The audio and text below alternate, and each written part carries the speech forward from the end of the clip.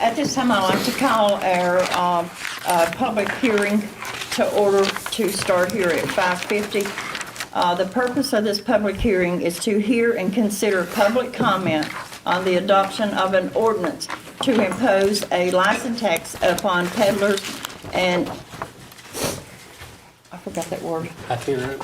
Yeah, itinerant, I knew that, merchants. And in our packet, it says, notice of public hearing, the Dickinson County Board of Supervisors on January 25th, 2022, in the second floor conference room of the Dickinson Center for Education and Research, located in Clintwood, Virginia, will hold a public hearing at 5:50 p.m. to receive public comment concerning the adoption of the peddler interim merchant ordinance to impose a license tax upon peddlers and interim merchants. A copy of the proposed ordinance may be inspected and obtained in the county administrator's office at the Dickinson Center for Education and Research. And at this time, if anyone would like to make a public comment from the audience that's here, you may come forward to the podium, state your name, share your comments with the board. But there is a 3-minute time limit, and we will also accept public comment by telephone, and you may dial 276-333-0357.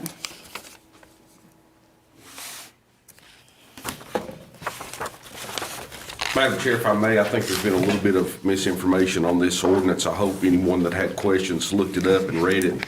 This specifically exempts farmers and farmers' products, so there's no issue as far as our farmers' markets here in Clintwood or the place there below the old high school in Hayside where they can set up and sell their products and wares at those locations. This was brought to the attention of this board by law enforcement when elderly people or anybody for that matter has had strange vehicles come up to their door, knocking on their door, trying to sell items, which we're not against, or I'm not against certainly, but they don't have any identification on their vehicle, and that's troublesome to certain people in our community, and it's very difficult for law enforcement to be able to discern if it's a legitimate salesperson or not. So this ordinance requires anybody doing door-to-door sales to come register with the treasurer's office and put identifying markings on their vehicle. So it's not in any way a tax on anybody, especially farmers,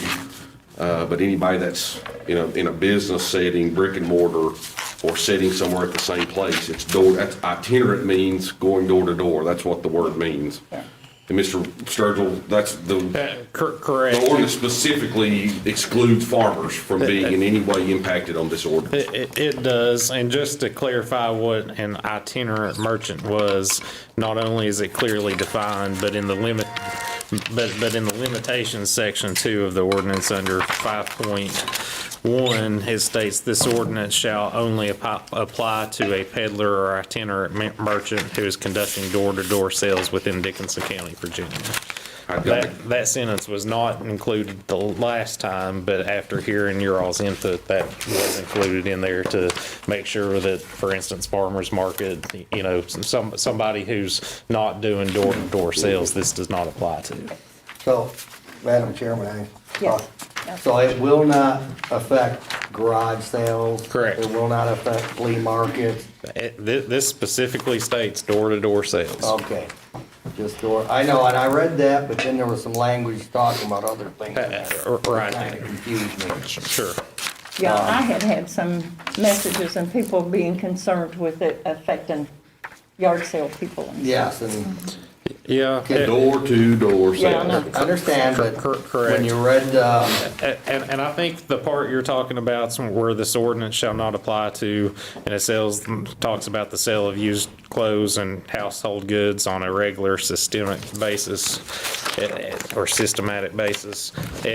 at the end of the day, irregardless of that, it comes back down to it being a door-to-door sale. that's what I wanted to clarify, because a regular basis could be construed as different meaning to different people. It could. Because that language was part of this is what I'm concerned. And that would be if it's a routine type continuous basis as far as that goes, but it also has to be door-to-door sales, and it's very hard to have a yard sale type deal. Yeah, I And then agree. I agree. going That was door-to-door. what I didn't, I wanted to make sure Sure. that it went back to door to door only. It's, Because I'd read that paragraph and thought it Correct. opened the door.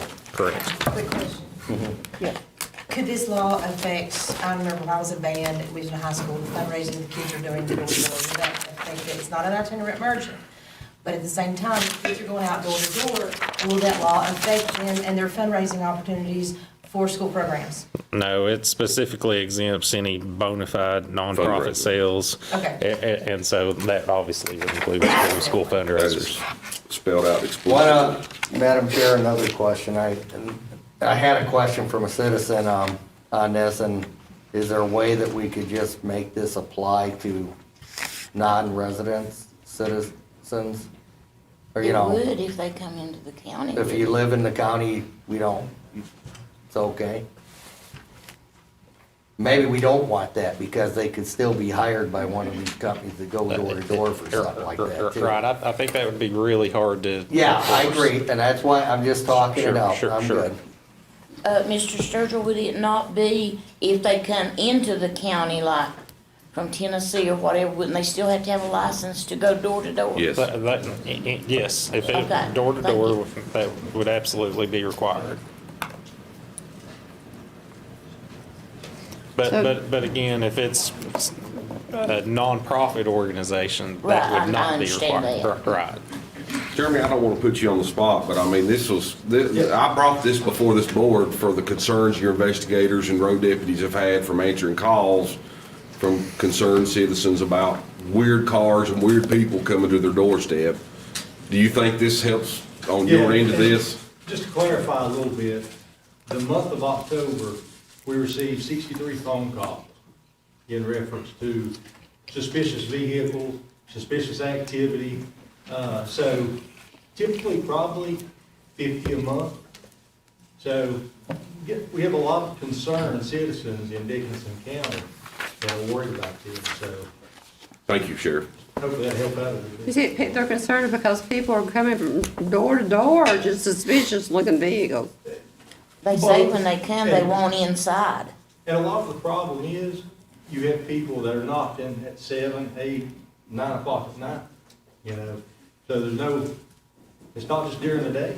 And their vehicles aren't identified. We've And had they folks try to stop push their way 9, in. 10 o'clock at night trying to sell vacuum I've cleaners. never had one come to my room. And that's an issue for me in my office. So, to see, if this happens to somebody, how are we going to enforce this? I mean, It's a misdemeanor. Yeah, I that's mean, correct. will Jeremy report it to, Well, he'll charge them with a crime in violation so of the. Jeremy's going to enforce it? Yeah, it's a law. I mean, Okay, all right. Yeah. I had some calls too, because I think the town of Clintwood, assesses is it a $5 fee, Larry? Or, It depends if they're a peddler going door to door, according to their policy, it's a $500 license required. So the per year. town has this. The town within their limits, yes. And obviously, this would apply for anywhere within, as it says, the lands of Dickinson County, but pursuant to Virginia code, if the town has its own, then the Then town. they would supersede. Correct. And all three towns do have policies, so. Do we have a phone call? No. Okay. Any other comments? It is now 6, time to move on to that, and at this time, I need a motion and a second to close public hearing. I make a motion that we close the public hearing. I'll second it. Okay, we have a move and second to close public hearing. All in favor, please say aye. Aye. Aye, also, anyone opposed? Okay. It is now 6 PM. Time to call our regular monthly meeting to order. And I would like to note that for the record that all Board of Supervisors or members are present, as well as our clerk, Mrs. Lyle, and our county attorney, Mr. Sturgill, and our county administrator, Mr. Barton. I first want to say that I thank the board that voted for me to be chair, to give me the opportunity and had trust in me, and I will do my very best to serve the board, to serve the county, and to have respect for each one of us and each one of our citizens. And at this time, I would like to ask Mr. Barton if he would lead in prayer and ask. Sure. Most kind and gracious Heavenly Father, Lord, we just pray that you be with us tonight, Lord, as we go through and take care of the matters of business for the county, Lord. Just be with us, Lord. I just pray for wisdom for each and every one of the members here tonight, Lord, that you would guide their paths, Lord, give them wisdom to make the decisions that they need to make, Lord. Lord, be with our county through this COVID situation that we're dealing with, Lord. We just pray for healing in our county, Lord, and that this virus would pass over us, Lord. Lord, it's all these things we ask in Christ's name. Amen. Amen. And I'd like to ask everyone to stand and Ron to lead us in the pledge, please. I pledge allegiance To the flag of the United States of America and to the republic for which it stands, one nation, under God, indivisible, with liberty and justice for all.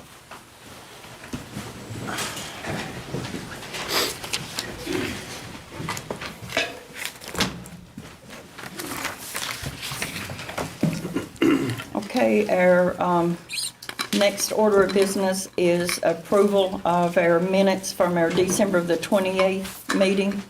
Do we have any comments, any corrections, any notations to be made?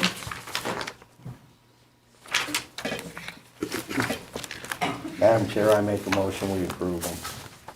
Okay, we have a motion. Do we have a second? I'll second it. Okay, we have are there any discussion, any further discussion? I have a motion and a second to accept our minutes from our December 28th meeting. All in favor, please use the way of voting aye. Aye. Any opposed?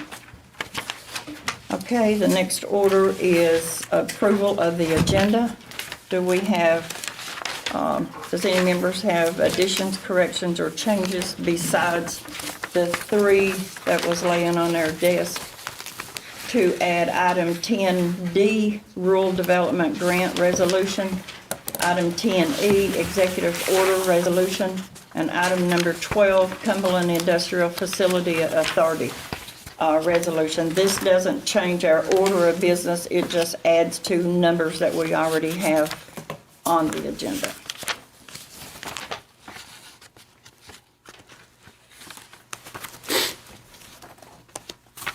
Okay, hearing no further additions or corrections, then I will entertain a motion.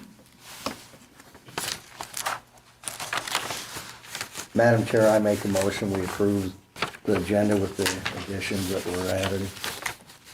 And a second. I'll second it. We have a move and second to approve our agenda as been presented to us. All in favor, please use the way of voting aye. Aye. Number 5 is our county administrator's report. Thank you, Madam Chair. For our county administrator's report, we'll be looking at the month of November 2021. We'll start out with the general county fund. For the month of November, our revenue was $2,016,670. Expenditures was $1,615,021. That brought our year-to-date revenues $8,608,286, and year-to-date expenditures $12,192,525.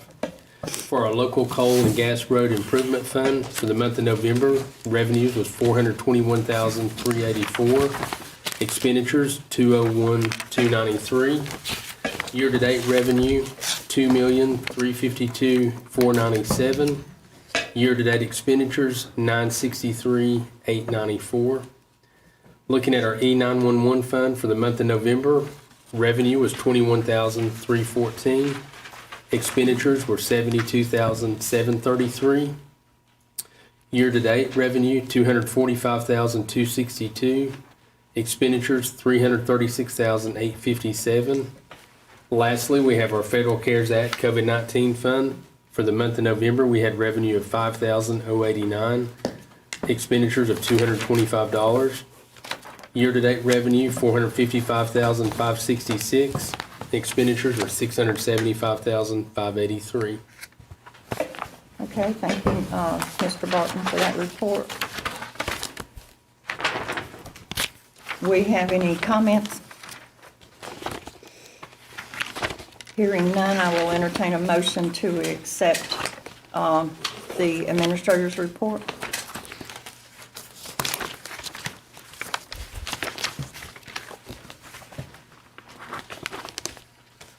Well, I'll make a motion to accept the administrator's report.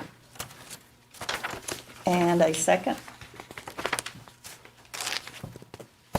I'll second it. Okay, we have moved and second to accept the county's administrator report. If there's not any further discussion, all in favor, please say aye.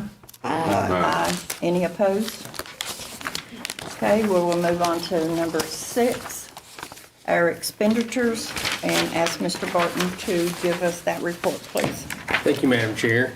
In looking at our expenditures for the month of December through January, we had some at the end of December, but our general county fund total expenditures is $991,284.58. Our enhanced C911 fund, $83,752.99. Coal and gas road improvement fund, $2,181.26. And our drug restitution fund, $977.77. And lastly, our Federal CARES Act, $17,769.33. Also, at the same time with those expenditures, we had a copy of Mr. Sturgill's invoice on your, at each seat when you came in today for your approval as well. So we'll answer any questions anyone might have on those and then entertain a motion for approval. So this is for Mr. Sturgill's for November, December, and January? Yes, ma'am. 3 months? Yes, ma'am.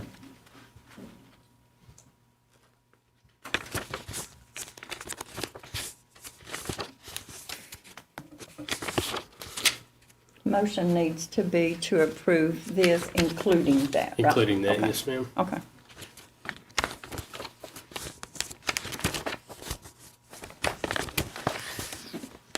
Any other discussion? I will entertain a motion to accept. I'll make a motion to approve the expenditures to include Mr. Sturgill's bill. And a second. Well, it seems like Ron and I didn't. I'll second it. Okay, we have a move and second to accept our, Mr. Barton's report on the expenditures. All in favor, use the way of voting aye. Aye. Any opposed? No. I'm voting no for 2 reasons. The first being the quarterly payment to the Cumberland Plateau Planning Commission. I strongly disagree with this county appropriating money to that organization going forward.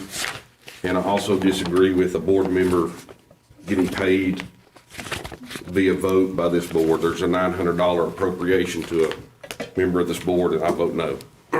I had not voted, so I plan to abstain because I was paid for a catering job in the month of December, so I abstain. So that vote is 3 to approve, yes, 1 no, and 1 abstention.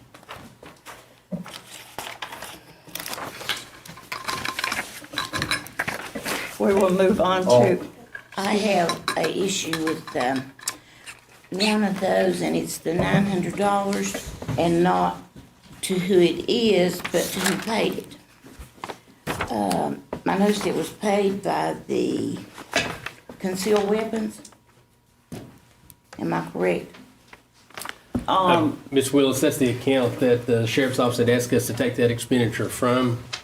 Well, the reason I have an issue with it, I have a question. I've been questioned by several people in my district, and I've had several phone calls. Dickinson County charges the maximum that can be charged for a concealed weapons permit, which is $50. my problem that I've been faced with, people are coming to get them renewed. It's the same thing to renew them as it is to get the original one.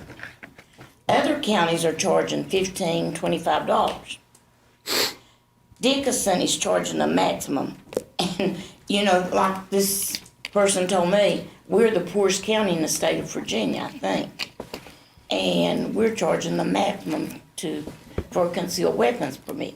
Well, how is this people that's calling me gonna feel when I call back and say, you know, they took the money out of the concealed weapons permit and paid $900 to feed the, I guess, sheriff's department, their families. And I have no problem with, you know, them being fed. Right. And, but that's the issue that's been brought to me, is the charge for the concealed weapon. And I know it's done been voted on, but I wanted to bring that up at this time when it was there. Madam Chair, may I speak? Oh, if you're Yes. done, Shelley. Yes. I don't know for sure, but I was gonna, prior to Shelby, I was gonna ask, maybe we need to explain this some more. That's just an account you guys have. Is it for something specific with concealed weapons, or is it for something with Concealed the weapon. deputies? Concealed weapon permit is done to the clerk's office. Yeah, that's what I thought. We just get a portion of that, comes to the sheriff's office for the background investigation. But all the billing, everything comes to the clerk's office. But this event was not for anything with concealed weapons. No, it was not. That's what I wanted to clarify. Yes. So it has nothing to do with that. That's what I wanted to make. By the way, I've done a lot of research on it. The state police charges 5% of the fee, and the rest of it comes to the county, correct? That does sound correct, yes. $15 to the state police, $35 to the sheriff department. Yes. And that's for they have to have a 911 worker run the thing through their system. Quite a bit of work, really $35 is cheap, really. I mean, I know it's the maximum, and I know what you're saying, Ms. Willis, but it's pretty time consuming, and you got I guess, one employee in dispatch solely devoted to that, and we have a lot of concealed carry petitioners here. So is that excess money, though, from that $35, this account, or just out of Yes. curiosity? We just use it miscellaneous. And you can use it for Just Christmas for what parties? it- Yes. Madam Chair, if I may speak again. Yes. And that's kind of why I addressed you, Sheriff. This really has nothing to do with the concealed weapons permit, other than it's funds you received off the permit. And the purpose of this event had nothing to do with the Board of Supervisors. You guys contracted or contacted the caterer you Yes. wanted, and Yes. Well, then why are we voting on it if it don't have anything to do with the board of supervisors? because it Why'd you comes vote out of on it? his budget. Then why'd you have to vote on it if it don't have anything to do with the board of supervisors? Well, I don't mean it like that, but what I'm trying to Well, what do say you is mean? it's coming out of his budget, you know what. And you have to vote to appropriate. Then Yeah, why did you have to because vote it's on it come if out it of don't have his nothing to do with it? It's not a situation where this board contracted her to cater. But you still have to vote to remove Exactly. the money. Exactly. So how does it not have anything to do with the board of supervisors? If you have to vote to appropriate? I stand corrected. Well, All I was that's- trying to clarify is it had nothing to do with us hiring our own chairman to cater this event. But it does have you to pay in your own chairman, because you have to vote to appropriate the money. For an Correct. event that we didn't cater, we didn't hire. I'm saying you voted to appropriate the money to your own chairman. True or false? We did. All right. Then what are you saying? Then what you just told him, it didn't have anything to do with the board of supervisors. I guess it's clarifying that. Clarifying that you had to he vote to hired- appropriate the money, He right? hired the caterer. And then you voted to fund it. Right? Correct? I already answered that. Thank you. Madam Chairman, I have a question. Where Josh is voted against giving the money to, I assume, the Cumberland Plateau, is that correct, Josh? Yes, that was one of my Is reasons to that vote no. something, Will, that we have to do? Because If we I'm, stay in the Cumberland Plateau, we do. pardon me? If we stay inside the Cumberland Plateau, we do. Well, Right. you know, I'm very frustrated with them as well.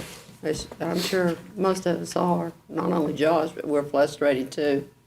But if we stay in the what happens if we were to remove ourselves from the company, which I don't think would be a good idea, but, As far as the ramifications legally, I mean, obviously, we wouldn't be participating in that. You would lose all your funding for public water because they get a lot of public water through there. Right. We The don't towns do get a lot of anything from it. funding also. That wouldn't impact the PSA. Yes, it does. They get a lot of funding through there. Well, the PSA could still apply for the funds through there. I don't think if you pull out, there'd be anybody there to. All we're getting is Support somebody Dickinson getting County billed to get 3,000 it. miles across the country on the taxpayer dime. That's the only thing I've seen that we get. Cumberland Plateau pays all the expense on those trips. And we just voted, or you did, to give them $8,700 of these people's money.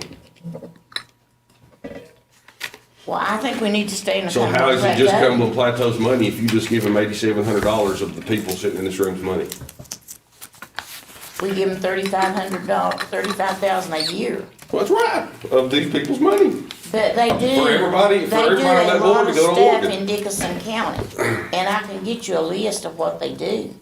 Well, I've been on here Dickinson 2 County. years and I've not seen anything, so I will be happy to see that list. I did see a list from my FOIA, I seen that. At least I know that much where that money's going. well, it is frustrating. I think it's frustrating, you know, you can't hardly get, I understand what Shelby's saying, and I'm sure you can't get any answers from them, and I'm not so sure that they think to help us, but I'm not for withdrawing, no. Okay, Well, that's I believe- something I think we need to bring up in our budget. I mean, I think we're probably contractually in there for this year anyway, but. Okay, I believe we've had comments, and even after the vote was passed upon, so we will move on to item number 7, which is our roads. And we will start with Ms. Willis for her district. Is anyone in the Kennedy district got a road issue? If anyone on Quarter Stanley Highway might be online or listening, they are looking at your issues on Quarter Stanley Highway.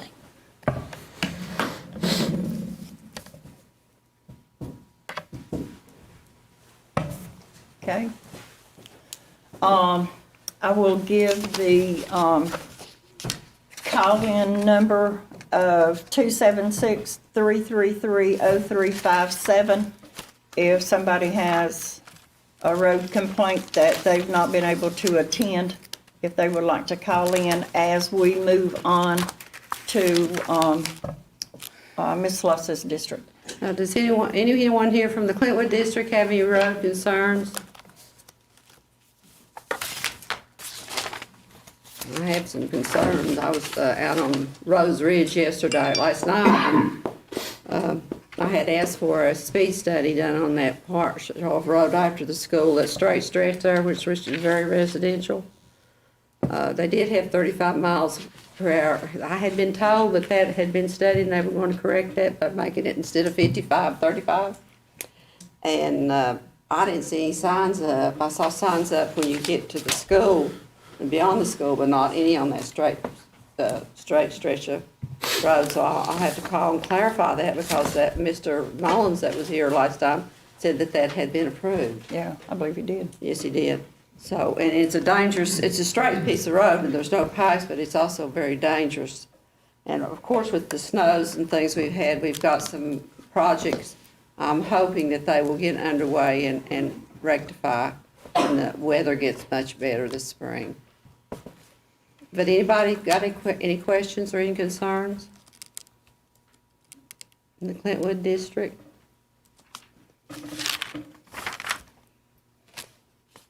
You ready? We will move on to the, Mr. Evans's district, please. Anybody from the Willis have a road concern here tonight? Yes, Mr. Evans, Little Dog Hall. The town of Clintwood, back in the fall, I think it was, laid a new water line and had to pay back over it. And after they did, they changed the slope of the road. And now I'm just getting flooded out. I'm not asking for a lot, but if they would come back and just lay a little bit of asphalt to change that slope back the way it was, it'd save me a lot of grief. Have you talked to Alan or Danny about it? Well, they brought me some gravel, and it helped until the gravel went away. Just washing you out? Yeah, but their thing says it's a state road, even though they contracted to have the water line done And paved it? and paved over. I'll send the word. All the water from the other side of the road comes down to the driveway across from it and just floods me. With a little slope, it would head down towards the storm drain, which would take care of it. But every bit of it's coming down through on me and filling up the drive-through on my business about 6-8 inches deep. And it affects my business plus my residents. So What's the physical address of that property? 5091 Dickinson Highway. Thank you. It's a physical address, but as you know, that building runs parallel to the Little Dock Hall. And it's the Little Dock Hall Road that's causing the fire. I appreciate it. Anyone else from Willis? Madam Chair, I'm more than happy for you to move on. Okay. Mr. Peters, your district? Anyone from Stanley District that has a road issue they'd like to report?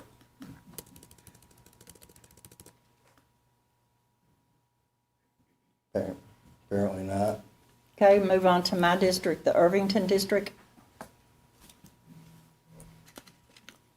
I have called in some complaints. I've got messages through Facebook and text messages and stuff, and I've turned all of those in, as well as I have asked them to call and turn it in as well, because that's what VDOT tells us, that just because we call doesn't mean that they'll do it. You know, we don't have no more influence than you guys do, so I'll report it, you report it, and no calls? No. Okay, we will move on from roads to public comment. Anybody who would like to call in that has a comment, you have to state your name and location, and the telephone number is 276-333-0357, and there is a 3-minute limit for talking. And if anyone in the audience has anything, if you'll make your way to the podium, and for any public comment, the floor is open.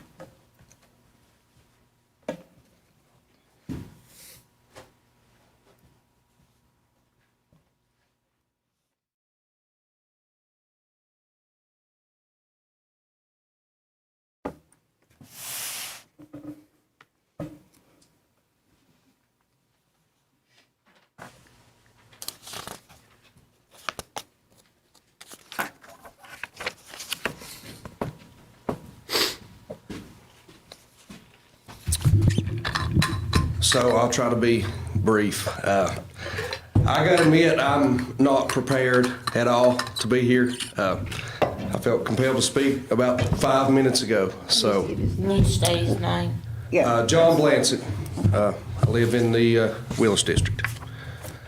I'm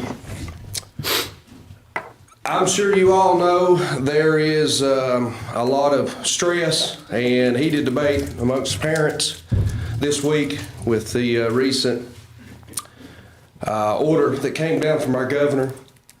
I spent half an hour yesterday in Ms. Robinson's office trying to understand these decisions and left. I think I know where she's coming from, but I still don't feel that the parents are being treated fairly. What you guys can do about this, I don't know. But I thought it'd be worth a try. So all I can say as a parent is, with kids in school, is I feel like I have the right to make decisions for my child's health when that comes to wearing a mask. I don't know any of you very well. I mean, I'm sure we all kind of know each other a little bit. So I really want to speak to you, Mr. Peters, because you're a veteran, right? So am I. So I'm hoping you and I can maybe relate on this. You know, I spent 5 years of my life fighting for something that I feel like I should have a voice. You know, I feel like my kids should have the freedom to breathe. I know a lot of people are worried. You know, one of the comments that came to me from a school board member was, "What if the kids carry it home?" Well, this sounds harsh, but my daughter's not responsible for the health of people at other homes. You know, they need to worry about themselves. You know, my daughter needs to worry about her own health, and I feel like in this country, we have that right. You know, I don't know what you guys can do. I don't know what else to do. That's why I'm here tonight. But if y'all can do anything, I think a vast majority of the county would appreciate it. I really do. That's all I have. Thank you. Thank you. Mr. Blanton, I think that a decision is supposed to be made by the Virginia Supreme Court this week. Well, I've heard that, but I see the decisions that have been made by counties around us, and I don't know why they have the freedom to make a decision to put the health in the hands of the parents, but yet Dickinson County doesn't. Do you understand that? I do, but I have children and grandchildren. I have grandchildren and great-grandchildren in school, and I want them protected. Well, and they have that right. And I'm not asking your grandchildren to not wear a mask. I'm just asking for my child to be able to make decisions for herself and me make decisions for her. You know, your grandchildren have all the freedom in the world to wear a mask. You don't have a mask on right now, so you feel some sense of safety, just as many people in here do. My children and grandchildren haven't been vaccinated. I have. That has nothing to do with this, but thank y'all. Can anybody just kind of butt in? Because I've tried to come as hard as I can. Just give your name and your address. Jenny Dingus. I'm Peggy's Irvington District. And your address. Address, Clintwood, but I'm in Irvington District. I have seen the posts on Facebook. I spent half my morning in tears.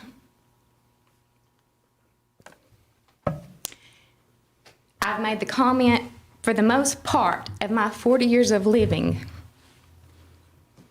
I have broken, other than speeding, I have broken very few laws, rules, or anything else. A, because I wanted to do what was right. I was taught to respect authority. Something I saw in a movie that I was watching last night really caught my eye, though. I was also taught respect should also be earned. I have 2 girls in school, one in middle school, one in high school, who don't want to wear a mask. I don't feel they should have to wear a mask. And I'm not saying it pointing fingers, being rude, or anything else, but just like John said, other than a select few who has a mask on, you're choosing to wear it, and that's great. I'm glad you can. You're wearing it to protect yourself. If you're wearing your mask, you don't have to worry about me wearing mine. Like John said, he fought 5 years for this country. And little by little, for the last 2 years, how many of our freedoms have been jerked right out from underneath us? And now suddenly, last year, they thought they were going to get to go to school with no mask. Governor Northam comes in. What happens? We get an executive order. Kids have to wear their mask. Did we storm the school board then and say, oh, no. No, that's what our governor ordered. Suddenly we've had a governor role change, yet views have said, nope, we don't go with the governor. Now it is CDC and state and whatever. And the CDC itself even says, plain as day, It's recommended. I just got over COVID 2 weeks ago. Had it 2 times in the last 2 years. I'm a diabetic. I'm high risk. No, I'm not vaccinated. If you want to get your vaccine, great. Don't make me get mine. My mom had it. My sister did not have it. My daughter did not have it. All 3 had the virus at the same time. Guess who was sickest? My mother. Now, it may help lessen complications, and that's good. Once again, I'm glad it's available for those who want it. But please think about, if we don't step up and take a hold at some point in time, what's going to be next? Religion? And it's just going to be a domino effect. And as I said, we don't know what you all can do. And I don't want it to appear that I'm rude, ungrateful, can't satisfy me, never happy about anything, complaining. This is the first meeting I've ever showed up at and complained in my life. But that is how strongly I feel about this.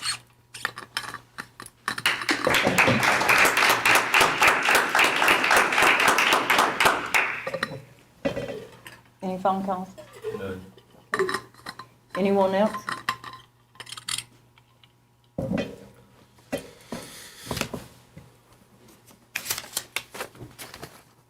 I personally would like to hear what people have to say. If there's anyone here that has a comment.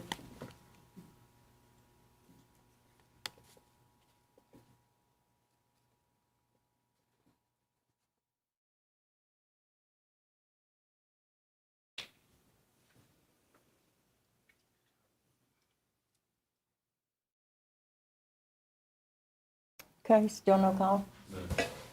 Okay, if no one else in the audience is, to speak, I will take a move and second now to, close public hearing.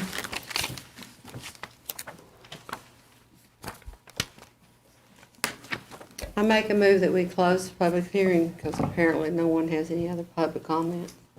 Okay. And a second. I'll second. We have a move and second to close public comment.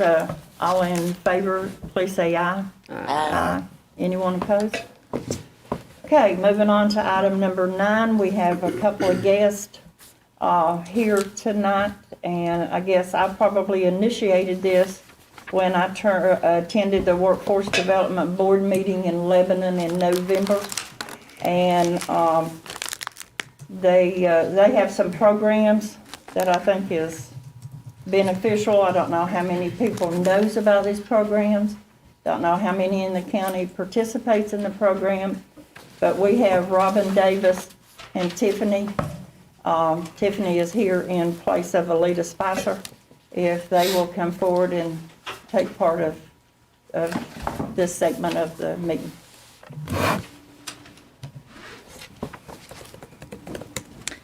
Hello, my name is Tiffany Goff. I am the Director of Workforce Programs with the Southwest Virginia Workforce Development Board. We do have some information that we'd like to pass out. This board was kind enough to provide our programs. First of all, we operate we're a 501c3 located in Lebanon, but we serve Tazewell, Russell, Dickinson, Buchanan, Lee Scott Wise, and the city of Norton. That is our territory. We operate a number of grant programs. We are completely grant funded. We are not a government agency. And one of the things that we have been working with is one of the funds that we have is called the Workforce Innovation and Opportunity Act. That is a federally funded grant, and it has 3 types of people that we serve with that. There's dislocated workers. Those are people who lose their jobs at no fault of their own.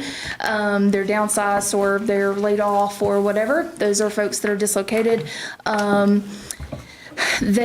We also have a youth program that serves individuals who are 16 to 24. We have what we call in school, and those are kids who are in high school. And then we also have youth that are older and that have exited high school, that 18 to 24 group. in that, we have found that the WIOA program is, while it's a federal grant program, it comes with a lot of strings, and it's very restrictive in terms of who can apply for those services. Well, you can apply, but who would be accepted into those programs. You have to have barriers. There's lots of boxes to check and criteria. And it excludes a good amount of what we in the workforce division look at as the working poor.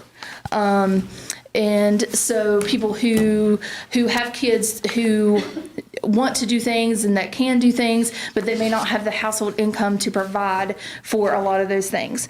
So with the federal government's program, unless those individuals have some sort of barrier, and being poor is not a good enough barrier, then we are not allowed to serve them with our funds. Even the ones that we are allowed to serve, I can only serve 25%, use 25% of my monies to serve in-school high school students. The rest of that funding is 75% of it is for those who are already out of school.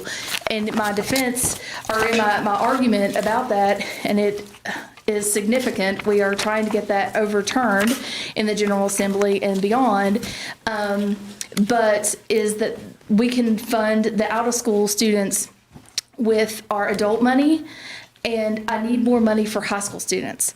So we came to this board and presented proposals for Americans Rescue Act plan money.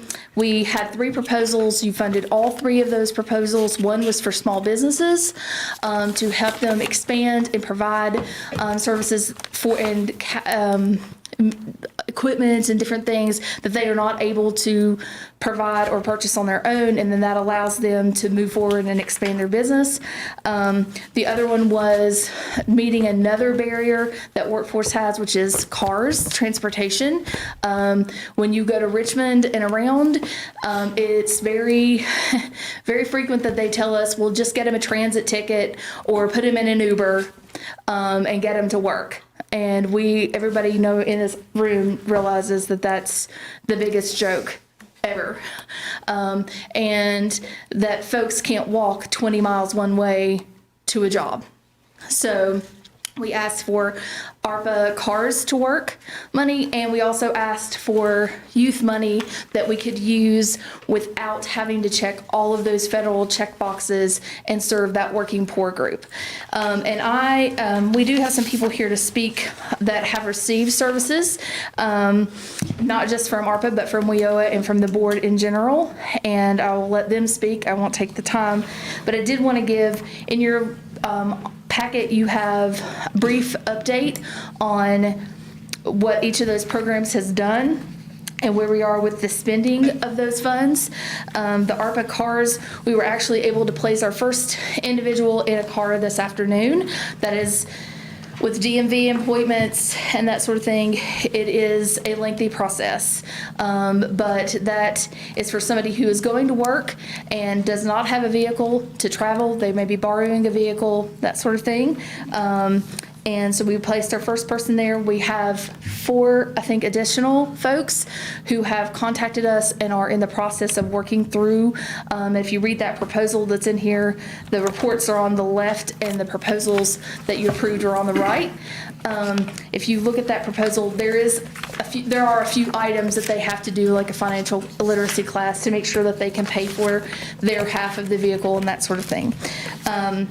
But we've spent approximately $15,150 of that money to purchase vehicles for people who were in that pipeline working through that system.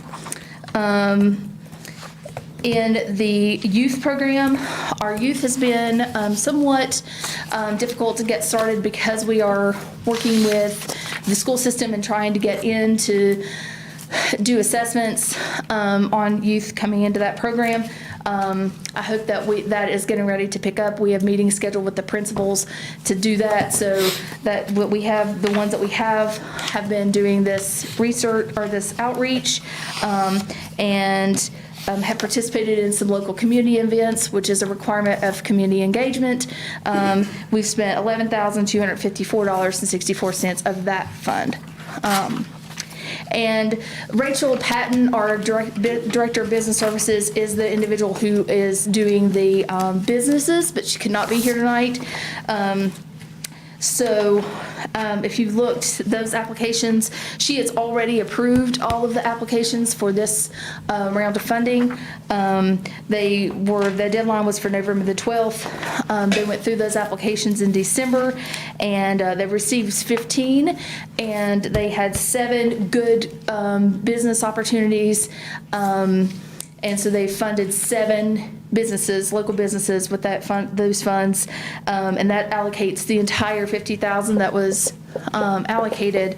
And to date, and this number is a couple of days behind, but they had spent $26,154.31 of that. And then she's working with those businesses to acquire quotes and different things on other pieces of material that they have already been approved to purchase, but they want to procure. So, but she has allocated the remainder of her funding. So that is just a brief update of where we are on those programs. And like I said, we have other people here who are to speak on our behalf, so I won't take any more of your time. Okay. Thank you. Thank you, Tiffany. I am Robin Davis. I am the adult and dislocated case manager in Dickinson County. I've been here before, met with most of you guys, know most of you guys. I have a person here in person. I have actually 2 people here that have gained benefit from the adult program in some form. And then I have a statement from someone who is working out of town. So that is wonderful. That went through our program. And I briefly just want to read his statement. He couldn't be here. So he sent me a statement to read because he wanted to support this program. Hello, my name is Adam Wright. I'm a lifelong resident of Dickinson County. In July 2020, I was working at a grocery store making a little over minimum wage at the time, around $8.25. I was barely providing for my family and was often dependent on help from others, or we just simply went without. I was at a point in my life that something had to change, and I had decided that I needed to get a better job to better provide for my family. I needed a job that paid more and offered better pay, and I knew that I would need some training, but it had to be something I could do pretty quick. I had heard of Mountain Empire's CDL program and their power lineman program. I settled on the power lineman program because it offered both the CDL license as well as the power lineman certification, which basically provides 2 different employment paths. I enrolled and was accepted into the power lineman program with my tuition being paid in full, but didn't have the money to pay for boots or even gas. I was referred to Robin Davis with the Adult WIOA program in Dickinson County, a program I had never heard of. I had been told that she could help pay for items needed to complete training and find a job. I met with Robin and she was able to enroll me quickly, and within a week I had boots needed to complete training and would be getting reimbursed some of my gas money. When I completed training, she helped me look for work, but thankfully I went to work pretty quickly with Clear Fiber. Once I started work, Clear Fiber required that I have climbing gear that cost approximately $2,500. I was starting work and had barely been getting by. I did not have the money to buy this equipment. I was worried I wouldn't be able to take the job after all. Robin's program was able to step in and pay for the gear. Then a month later, when I needed a wrench that cost almost $100, that was not included in the original gear, I was still playing catch up with my bills. Robin's program was again able to help me out and buy the wrench. I have since moved on from Clear Fiber to Lambert's Cable, but even during my transition, which wasn't immediate, Robin and her program followed me and helped me with job leads and open positions. I know that she is still there, and if I need it, her program will offer what assistance it can. I am working in a job that is secure and providing for my family without having to steal from Peter to pay Paul every month. I am saving for the future and can breathe a little easier every day. I am grateful that this program is in my county and in Southwest Virginia. Otherwise, I'm not sure that I would be where I am today without the WIOA program had not helped me. Then I have Brianna Mullen. She is one of my current participants. If it wasn't for this program, I don't know what I would do. It reimburses my gas money. I've been provided scrubs, stethoscopes, anything that I needed. And then she's going to help me find a job once I'm completed. But it's hard to work a full-time job. It's hard to pay bills and try to better yourself with school, because you have to make school your priority, and then you have all this other stuff on your shoulders, and she helps with that. And Brianna, are you making a nurse? Is that what you're making? Yes. And how far along are you in that? I have until May. And you will have an RN or LPN. LPN? What? LPN. Congratulations. Thank you. I knew her when she was a little girl. She ran into my porch one time. Brianna is in my nursing program. I am Stephanie Stanley. I am the program head at Dickinson County, or at Ridgeview High School, over the CNA and the LPN programs. This program right here is why we put over 50 nurses out in the work field today that are working the front lines of COVID. They support 75% of our students who come from Dickinson County. Columbus Phipps is wonderful. Between them and WIOA, that's what keeps Dickinson County, that's what keeps our nursing program here. And without their funding, these young ladies, we have gentlemen, we have males, they would not be completing the program. It's expensive. Now, we get some Perkins funding. We also have some adult youth in the high school that are needing some assistance. You know, guys, groceries is expensive. I don't know how these parents, both parents are working. They've got 3, 4, 5 kids, how they're putting groceries, how they're putting food on the table. They come to the nursing program, they got to have scrubs, they've got to have shoes, they've got to have transportation. Tomorrow morning, they'll meet me at 5 o'clock. And we'll be going to Russell County. You want to talk about COVID being real? Small hospital, overrun with COVID. It is a relief hospital for JMH. We can sit here and talk about masks, we can sit here and talk about vaccines, but I'm going to tell you, my nursing students, they had to get fitted for N95s. They worked the front line, and they worked their hearts out, and they made me so proud. And I thought, you know what? We're doing a good thing here in Dickinson County. We're saving lives. They made a difference. They had a patient die in ICU of COVID last week. And you know what? It started here. And a lot of it started with this program. So thank you. If you funded them, whatever you've done for them, I thank you from the bottom of our hearts, because we greatly appreciate it. Yes, Ron? I'd like to just say that I appreciate you wanting to join the fight, because thank you. My wife's an RN, my daughter's an RN, and they are getting overrun right now. That's absolutely. I know your wife. And they're losing, folks. We left are and losing right. the battle. And again, we could debate. You know, and I've got a lot of opinions on myself, but I've never been so touched as I was last week. Tomorrow they'll get fitted for N95s, and tomorrow at that little hospital we'll be taking care of patients with COVID. Well, I wanted to also add, this last weekend, my wife came home, said 700 plus cases in Ballard Health alone. And my daughter corrected her and said it's up to 900 and something. So that's people that have gotten sick that work for the hospital. One of my students, she was in ICU, and she knew this lady was dying, and her family, they did go ahead and fit them and bring them in, because they didn't want her to die without seeing her daughter. And she said, you know, it's not real until you're standing beside that bedside. Hello, I'm Stephanie Edwards, and I am the youth case manager for WIOA. I have 9 youth on my caseload right now in Dickinson County. I've got 4 in the LPM program that we're helping. We, like they've said, mileage reimbursement. We bought their scrubs. We can do childcare if they don't have anybody to keep their children. And as we know, there's also a shortage of childcare providers in the area, so we can actually help them pay family members, you know, to keep their children so they can complete training. My youth could not be here tonight, but I do have a couple of statements from them, as well as a business that I worked with.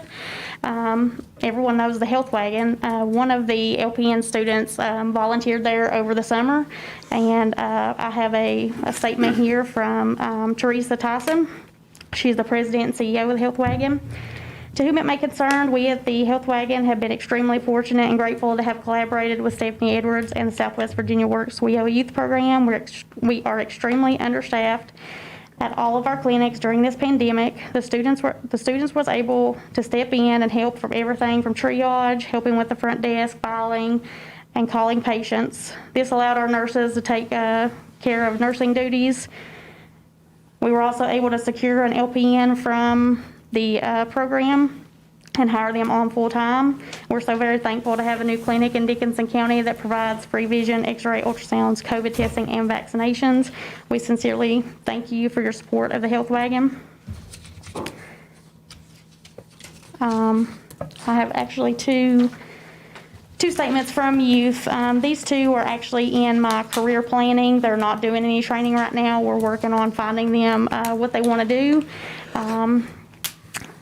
Wyatt Thomas said, the program has been an invaluable resource for me in gaining a foothold and furthering my plans for my career.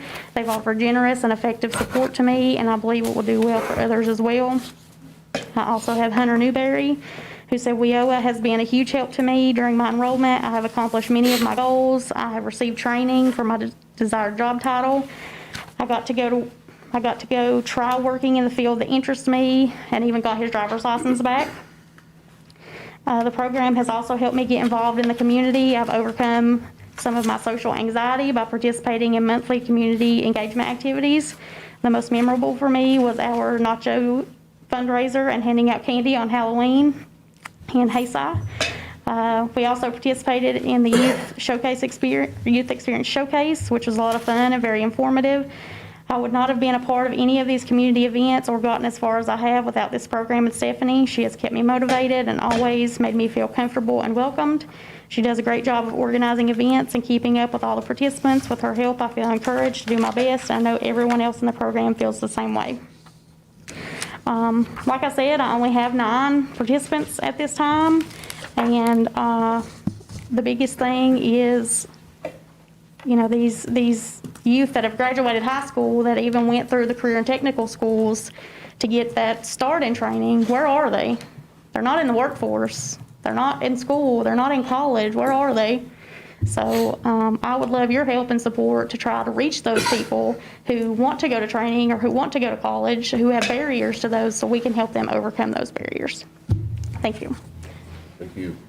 Thank you, and I assume you meet with the guidance counselors of the high school and encourage youth that need help? Yes, I've had difficulty getting into the school because of COVID. They don't want, they want to keep as many outsiders outside as possible. I've done some Zoom meetings with some of the staff, but I'm just not sure that they're retaining the information. If I'm sitting here in front of them and we can discuss particular situations, I think it'd be a lot better, but on a Zoom, we've got limited time and they're probably distracted by other things that are going on.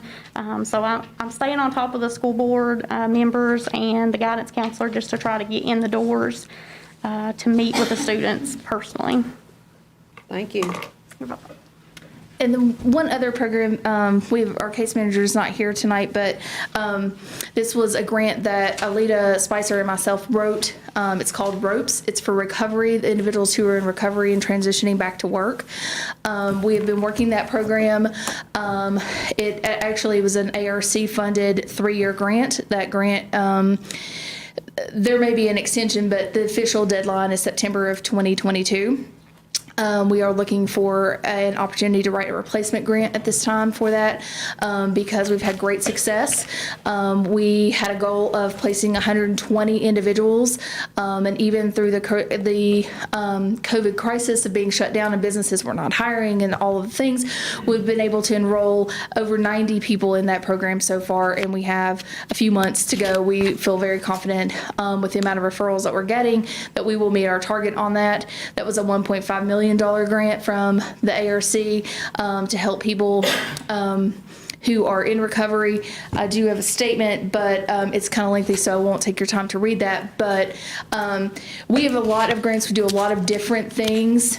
And I know that we always say we're the best kept secret in Southwest Virginia, because as much outreach as we do and as many meetings as we sit in and how many talks we give, a lot of people don't think about us. But if you have a need, if you have somebody is calling you and you don't have a solution, please, my number is inside that folder that you have. Please reach out, and if I don't have a grant or a program or a solution for you, I will help you find one, if there is one. So and I'm happy to answer any questions you might have right now about anything else that we do and how we do it. Y'all work any with our drug court here in Dickinson County? Yes, sir. Good.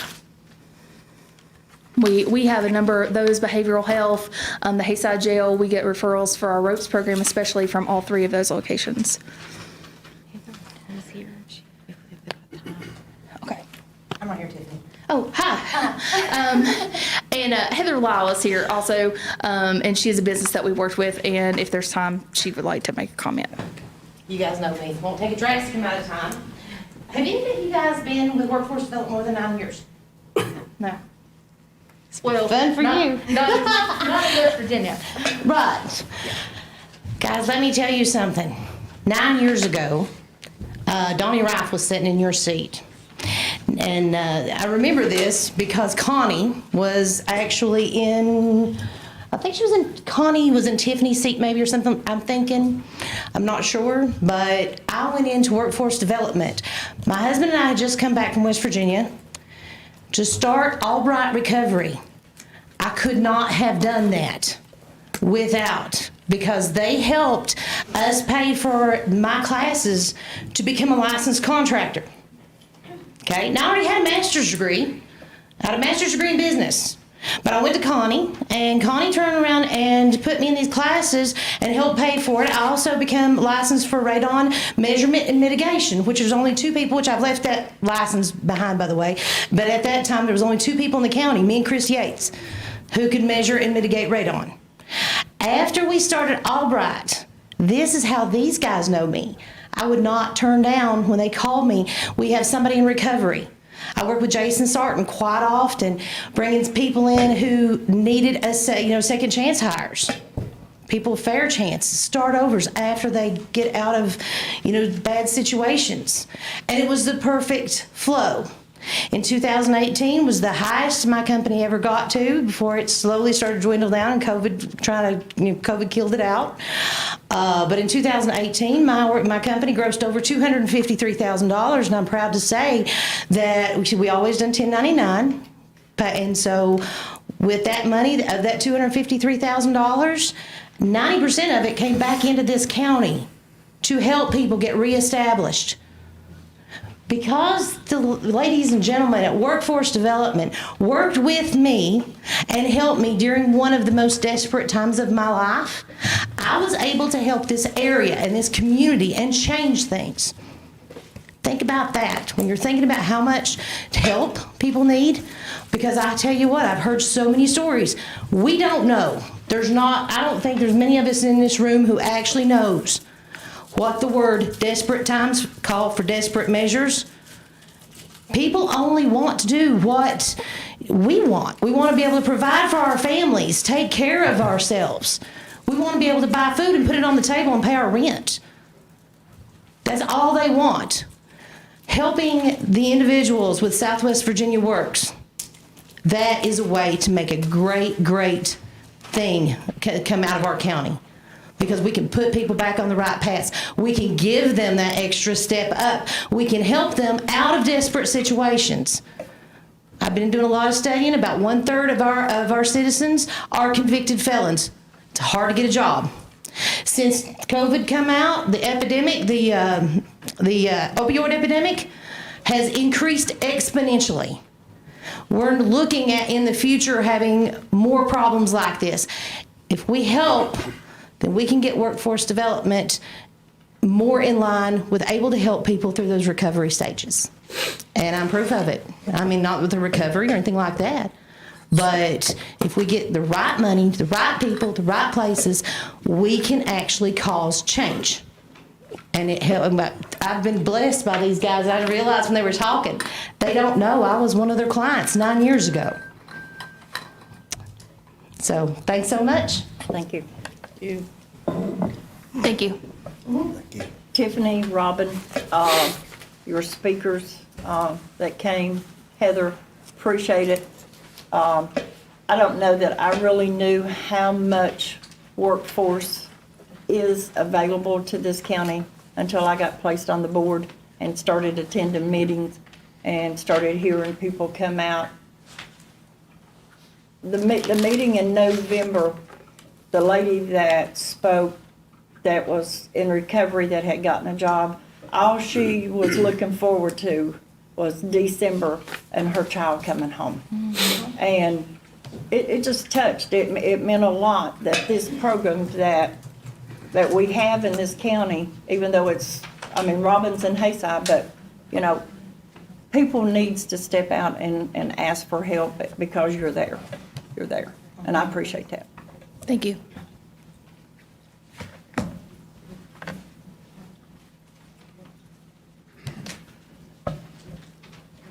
Okay, I guess next item is number 10. We have A, B, C, D, and E, some resolutions that we need to address, and I guess I will pass this on to our administrator or Mr. Sturgill that may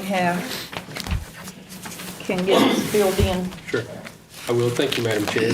As we look at item 10A, it's going to be a resolution with the Southwest Virginia Regional Jail, the addition of the city of Bristol, Virginia. And I think back in our October meeting, I think it was, we had a resolution then, one of the first resolutions that we done on bringing Bristol in with the 10 current localities that are part of the Southwest Virginia Regional Jail.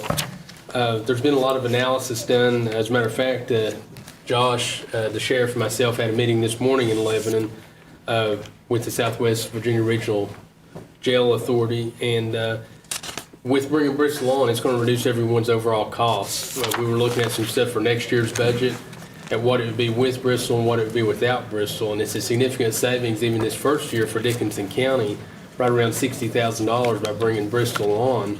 But year two, like the 2024 year, we're going to see an even bigger difference because part of what we're going to approve here tonight is going to be adding them to the authority, but then the second that we're doing in item B is going to be adding them to the VRA, who has issued the bonds for the financing of the jail.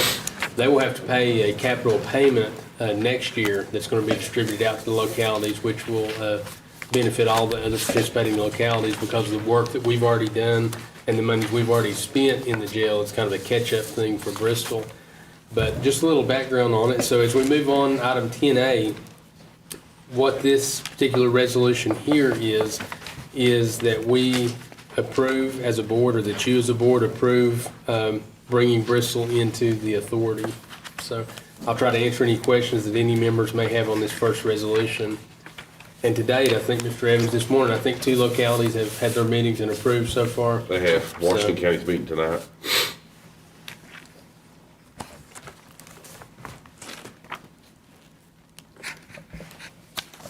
Okay, do we have any further questions from any of the board? So you're saying that if we join this year, that we, or let them join, that it would save us $60,000? That's what the estimates were this morning, yes, on this upcoming budget, by bringing them in. Thereafter, we will be Each year, we will see a savings, Well, I don't yes. see, it's no brainer to me. I make a motion that we accept this resolution approving the joiner of the city of Bristol, Virginia as member of the Southwest Virginia Regional Jail Authority. Do I hear a second?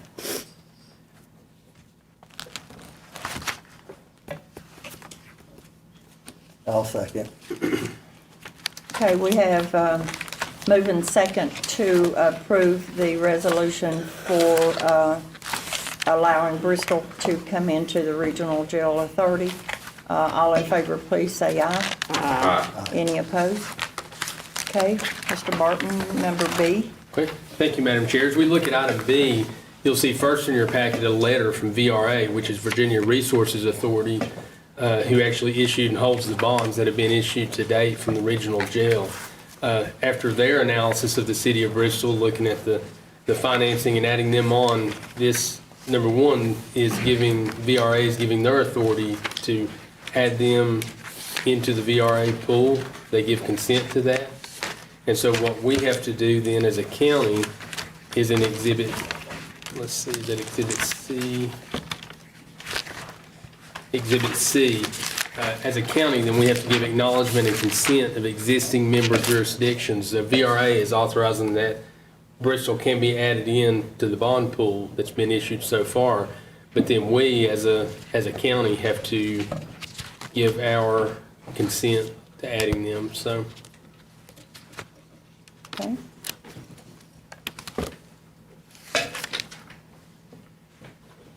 Any comments, questions?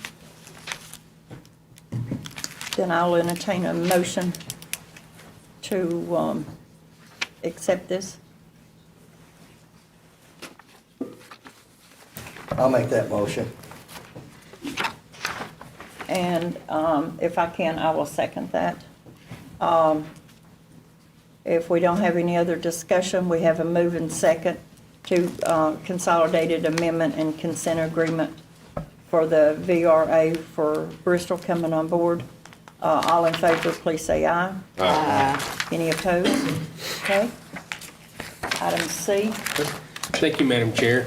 Item C, this originated from the CIFA, which stands for Cumberland Industrial Facilities Authority. If you'll recall, recently Dickinson County has joined the Cumberland Plateau counties in a regional industrial facilities authority. And at our last meeting, it was decided that Virginia Code 15.2-6407 under revenue sharing agreements be amended to include the language and/or a non-authority owned facility utilized as part of a cooperative agreement entered into by an authority promoting economic and workforce development. And what this would be, like if we do get a regional project within this CIFA board, the current code, the way it's written as far as the revenue sharing agreements, like if, each of the participating counties put in, X amount of dollars, the profits will be shared or the tax revenue will be shared proportionately. The code currently only covers if the facility itself, if the CIFA owns this. It could be held by a member county or by another party, but yet we're all funding and supporting it as a regional project. And if that happens, then we could not do a revenue sharing agreement the way the current code reads. So this has been sent to Richmond and is being carried, and they had asked each of the counties in the CIFA to approve a resolution supporting this, and I think that resolution is actually in the little addendum packet here. It is. It's item number 12. Yeah, item number 12, so. Well, yes. So it's a resolution for support for the modification to Code of Virginia, Section 15.2-6407A.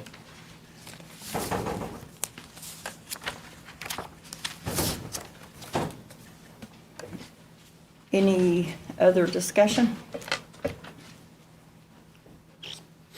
Then I will entertain a motion to accept this revenue sharing change to the code 15.2-6407. I'll make that motion. Okay. And have a second?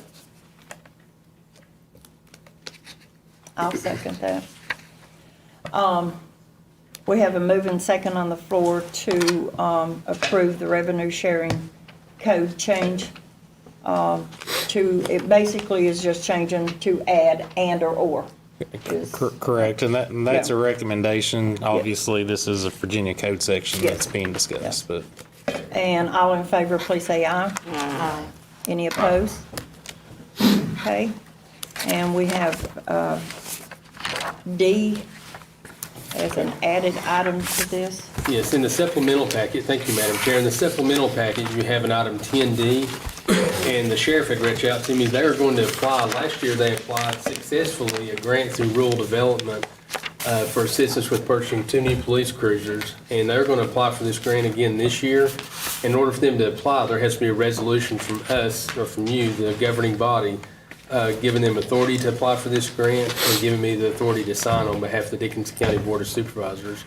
If successful in this grant, there will be a match on that, but we are budgeted. It is part of the budgeted money for capital replacement for them. Is it what, a 10% match? 20, I think, is 20, it, Jeremy? okay. Yeah, 20%. Okay. We currently have enough budgeted to buy 2 new cars this year, and we're hoping if we could get this grant that we could possibly buy 3 with paying the match on the 2, so. Okay. I'll make a motion that we give the authority to the Sheriff's Department to apply for this grant and Larry the authority to sign. Do we have a second? I'll second. Okay, we have any other discussion? We have a motion and a second to approve this resolution for the Sheriff's Department on applying for this grant. All in favor, please say aye. Aye. Any opposed? Aye also. And now we move on to Resolution 10E that is in our packet.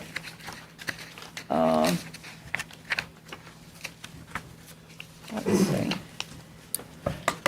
Madam Chair, if I may, I drafted this resolution. I tried to get it out to you all early enough for you to view it before tonight's meeting. I know we've heard a lot about this issue in public comment.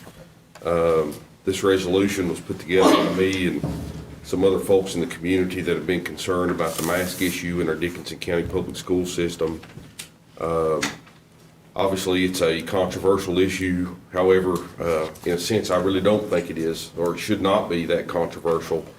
In the United States of America, it's been a fundamental right since the history of our country that parents make decisions regarding the health, well-being, and decision-making of their children.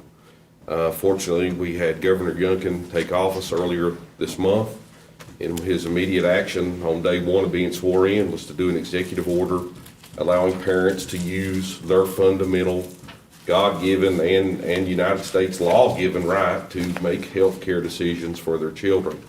So at this time, I'm going to read this resolution that I drafted into the record, and then I'm going to subsequently make a motion to approve it.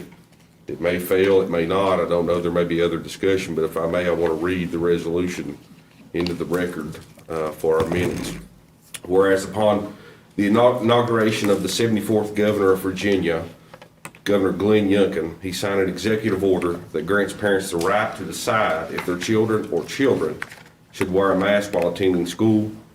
And whereas the executive order is consistent with constitutional legal precedent that parents make health, safety, and welfare decisions for their child or children.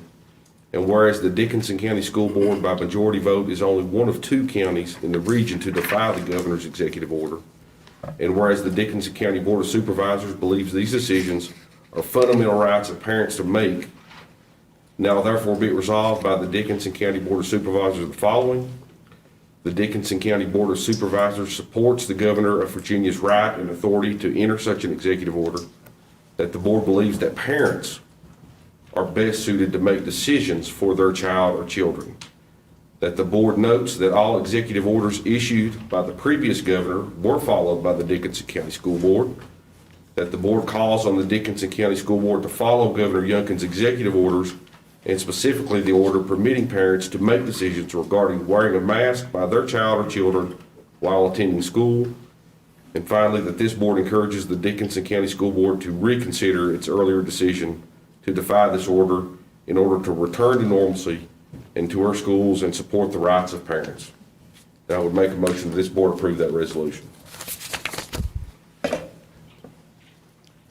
Well, I've received, if I may make a comment, Madam Yes. Chairman. Yes. I have received numerous emails today about this resolution. And I know a resolution doesn't carry any kind of law or it doesn't change the law or anything like that. And to say that, and I have grandchildren that go to school where they have the right to wear a mask or not wear a mask. My son and his wife have, I'd say they're two is the only ones that wear a mask. That's their decision to make. And I think it's the rest of the decision of the school's decision to make. If they don't want a mask, I think it's their right and their decision, just like we have rights up here. If it were my child and I was sending it to school, I probably would put a mask on it. I mean, I don't think that and then I look, right now, we're looking at 3 times the rate we had this time last year of COVID, which is scary. And we all here, I think, are concerned about our children. But it concerns me that what's going to come down the pipe next that the school board doesn't agree with the governor. He is an elected official, and he won by a majority of the Southwest Virginia community counties, Southwest Virginia counties. All right, the next thing if he's going to say, which I agree, which I don't even know too much what the critical race theory is, and I certainly am not a racist and never have been, don't intend to be. What, are they going to come down and say, you're going to have to teach that in school? No, I don't want that taught to my children or my grandchildren. And I believe fundamentally you have a right to your children's medicals and how they're treated and so forth. Will this resolution we make the school board change their mind? No, I doubt it. But as an expression, I will have to say that, and I know some people will be disturbed with what I say, some people won't like it, some people will. But I wasn't elected up here to abstain. I was elected to say yes or no. Yes. And that's my feeling. And and my own son, which I love dearly, everybody knows how I feel about him. He just gave me a whipping a while ago. And he'll probably give me another whipping. But I have to say that I will support this resolution. Yes. I would, Madam Chair, if I could speak. Yes. I do have a question, Rhonda. Yes, sir. Your son, he's a doctor or? He's a PA, physician Medical assistant, profession. yes. He And has his I've own heard- private The practice. reason I asked you that to clarify is because I get similar comments because my wife's in the medical. But it's not that my wife's a veteran, and I wanted to address to you, Mr. Blanchard, if that's okay. And I took that oath to protect the virtues of our country over a 30-year period, and I believe in what you're saying. I don't know I hope you didn't feel I did have some concerns about it a little bit, but no one's contacted me about this, other than the email I got today from you, Josh. But I will say my one thing is, you folks need to be hammering on the school board, because they're the ones that can make this decision in the school board. When we had the new school situation going on early in this term, it became clear that we were advised to stay out our own lanes in the road, so to speak. But that said, this is no different than what I've said about the vaccine. It's your right to decide whether you want to get the vaccine or not. And I feel the same way as this. The mask probably mostly protects, and I'm not a medical profession, so I'll can that out there. Mostly protects yourself if you're wearing it. So that's whether, I'm not gonna get into any arguments of whether it does the job totally, because there's a lot of sick people right now, but I'm in favor of it. Like Ms. Sluss indicated, we don't know that it'll have a lot of effect, but it really goes back to the school board, and I wanted to advise you guys to go back to the school board, and I'm sure you have, and that, I'm not trying to pass it off on them. It's a decisions for them, I guess, but I'll be voting for this.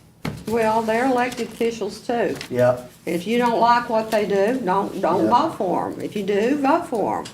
I'm not against the school board, I'm for the school board and our children. I've got 5, my sister has 5 children, 3 that attend Ridgeview. I asked them last night, I said, are you gonna put masks on? Sure, we're gonna put masks on them. And then you have to question this, if we're all wearing masks, how come we got such a high rate? But then you have to look at the fact as we're only half vaccinated. So we do, I have been, I'm Unvaccinated are filling up our hospitals. That's true. And Shelby, I have been vaccinated. I took my booster, I took my vaccination. Yeah, I have too. I've been And several days with my you. grandchildren have. My grandchildren have. My sister's children have. And, you look at the mask problem, it's, so they say N95 is more effective. Of course, any mask reduces the viral load. But still, I ordered me N95 they're supposed to come in Thursday. They come from China. But they come from China, some of them do, yeah. Which is scary. I wouldn't order mine. Well, I ordered mine from Amazon, but nevertheless, this concerns me. We can't tell the school board what to do. We cannot. Yes, we do look at their budgets and we do appropriate their budgets and so forth. And I want, as Governor Youngkin said, come let us reason together. And let's reason together. There's no use for us to get mad and hate each other or mask or don't mask. If you want to wear the mask, wear the mask. If you don't, it's your parents' decision. They have the right to decide. So that's the reason why I will support this resolution, and I will second Josh's, have you made a motion? I did, yes, ma'am. Yes. I will second it. I hope Nick whips you. You hope Nick will? He probably will. I think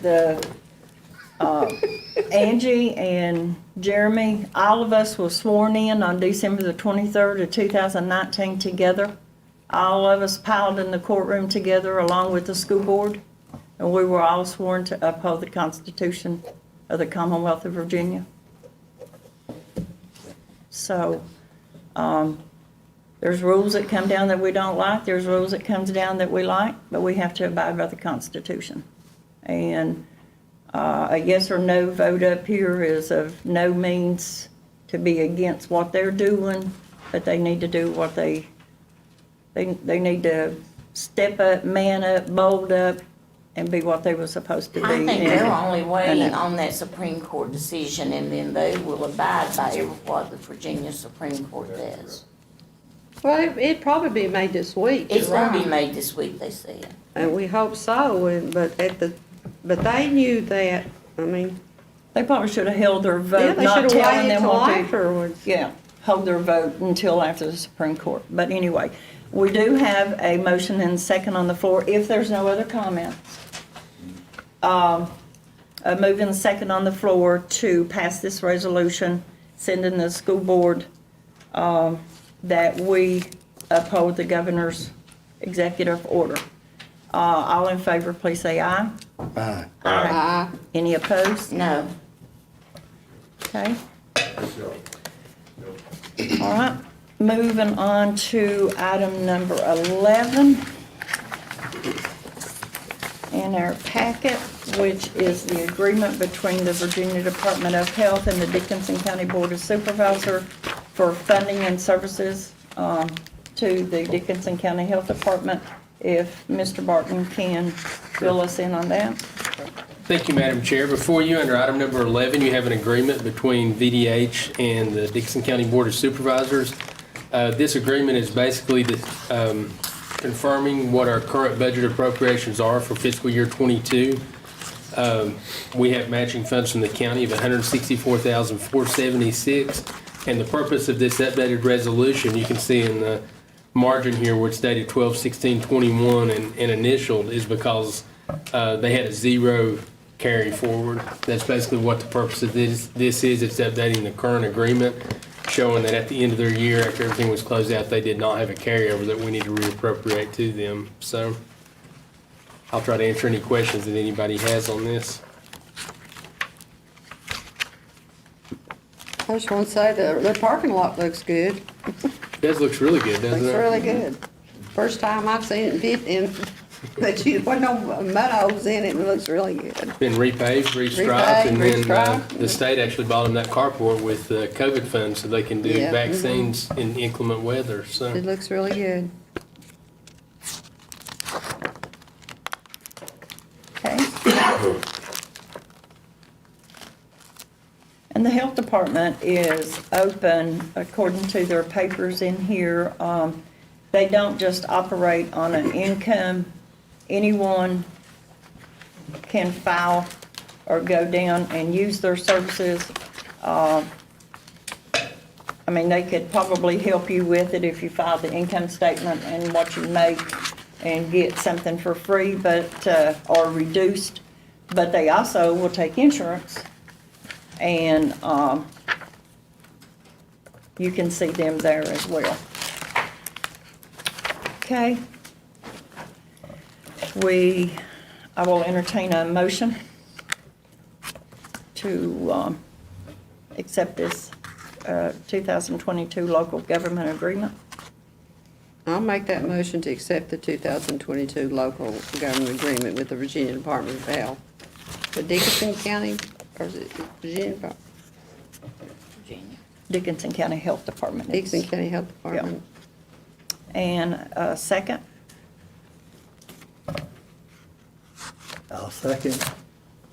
Okay, we have a moving second to pass this local government agreement with or approve it. And everyone in favor, please say aye. Aye. Any opposed? Aye as well. And number 12, we move on to the Cumberland Industrial Facility Authority bylaws. At our meeting that we had with CIFA, which I think we made about 3 or 4 trips before we really got to have a meeting. And those wasn't local. We had to drive to Richlands and Grundy for those. But I will let Larry go ahead and explain. In our packet, you all will see that some things are struck through where they removed things since Dickinson County came on board.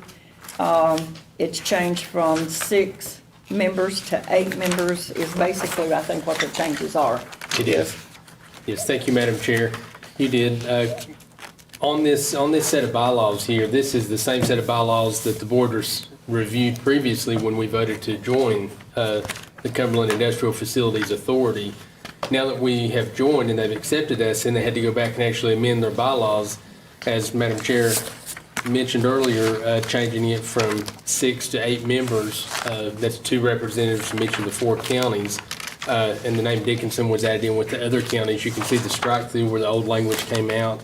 I apologize, this isn't in color, but the red had changes. It's kind of a lighter gray in there. So we will entertain any questions you have on that, but otherwise we'll ask that you approve this for us tonight.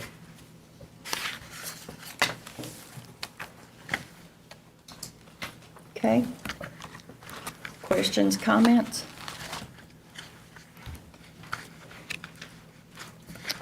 Then we need a motion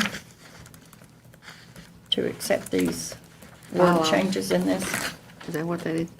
I make a motion to accept the Cumberland Industrial Facilities Authority, CIFA, bylaws.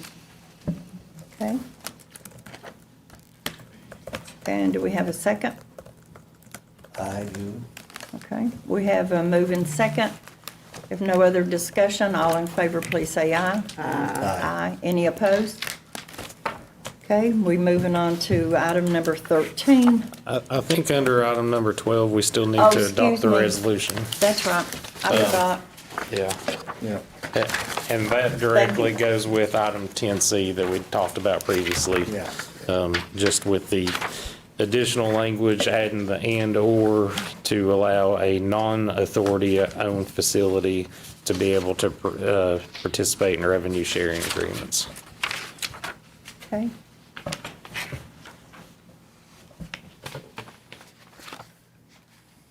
Well, I can just put that, my region, can I put it in my Motion. first motion? Add that to my first motion, or we need Well, another motion? We've already done the first motion, so So I to will me. make another motion that we, Yes.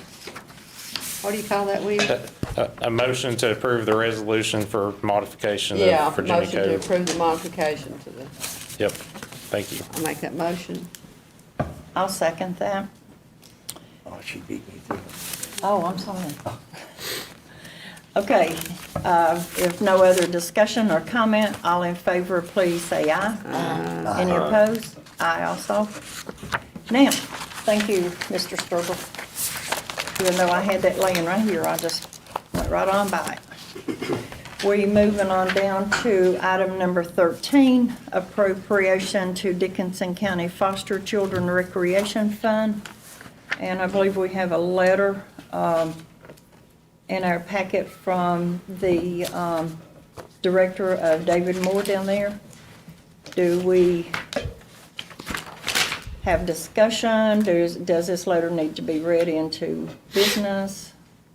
Mr. Barton, do you have any updates or anything for discussion on this? I do not, other than what the email that Mr. Moore had sent us on this. At our last meeting, I was given instruction to reach out to DSS to see what their needs were for the recreation that Mr. Evans had proposed at the last meeting, and this is the response that I got back. So I'll try to answer any questions, but I have one, if it's okay, Madam Chair. Yes. So looking at it, it's really more, is recreation fund really the right name for it? Because it seems like they really were more interested in clothes and stuff like that. Right, they did Would be mention, good to change it. they did mention that, and then they mentioned maybe some day passes or something to the cinema, but mainly the Yeah, that would needs. be recreation, but. But mainly they're focused on the essentials of life, need the essentials of life, shoes, coats, warm clothes, yeah. Mr. Barton, you have that exact figure. It was $3,180 before tax, is what we paid for the sign, so. Madam Chair, I would make a motion that we appropriate $3,180 to the Dickinson County Foster Care Children for the essentials of life to be used for the purchase of shoes, coats, or warm clothes, or toiletries that are needed by any child brought into foster care or currently in foster care in Dickinson County. Do you know how many is in foster care now? There's not many. There's about are there? 14 approximately. And some of them, like Mr. Moore says, we probably have, and this is a guess, but we have at least 3 in facilities that would be outside of the county. However, we are still responsible for clothing them, providing for them. It doesn't matter if they are in Williamsburg, in Clintwood, or Murfreesboro, Tennessee. The department's still responsible for clothing them, making sure they have contact lenses if they need them, making sure they have deodorant, making sure they have whatever. So just because they may not be in a home in this county, they are still in the custody and care of the department. Children that are placed in kinship or in family homes, do they benefit from any of these? Well, Or- it just depends if they're in, yes, if they would be in the custody, still in the custody of the department, then yes. So if a child's brought into foster care allegedly or has been abused or neglected, and we find an uncle or we find a grandmother or we find a sister to place that child with, sometimes the court will go ahead and transfer custody to the relative, and that's generally what you hope and pray for, that there is somebody, a grandparent or an uncle or someone the child's familiar with. Court will generally go ahead and place with that relative, and the department would be relieved of any custodial obligations or support obligations at that point. It would be up to the person that the child is placed with and petitions for custody for. They don't get any help, any money, monetary help? Well, not if they're in the care of the department. That's just not fair. Well, and there's some maybe resources they can go through, but no, but generally, just hypothetically, if your grandchild and God, I know this would never happen, but if your grandchild was abused or neglected in some way, and they were either going to go to foster care if somebody doesn't step up to petition for them or whatever, you would petition and say, I'm their grandmother, I don't want them to be with strangers, I want them to be in my care and control, then they would be your responsibility, and the department wouldn't, in that kind of scenario. But there are scenarios where children are placed for a period of time with a relative or a grandparent or whatever, and the department maintains custody of the child. And that does happen sometimes, and in that scenario, then the department is still responsible for the things I just said, making sure they have clothes, toiletries, healthcare, whatever. So that's one of the reasons we have less foster children, is because the courts are trying to place them with kin, right? Well, yes, and that's, generally. Well, that can be good or bad. That can be good or bad, and Kevin knows a lot about this, not to put him on the spot or anything, but we have an enormous amount, and this is just common sense, you all know this, of grandparents raising children in this county. Yeah, we do.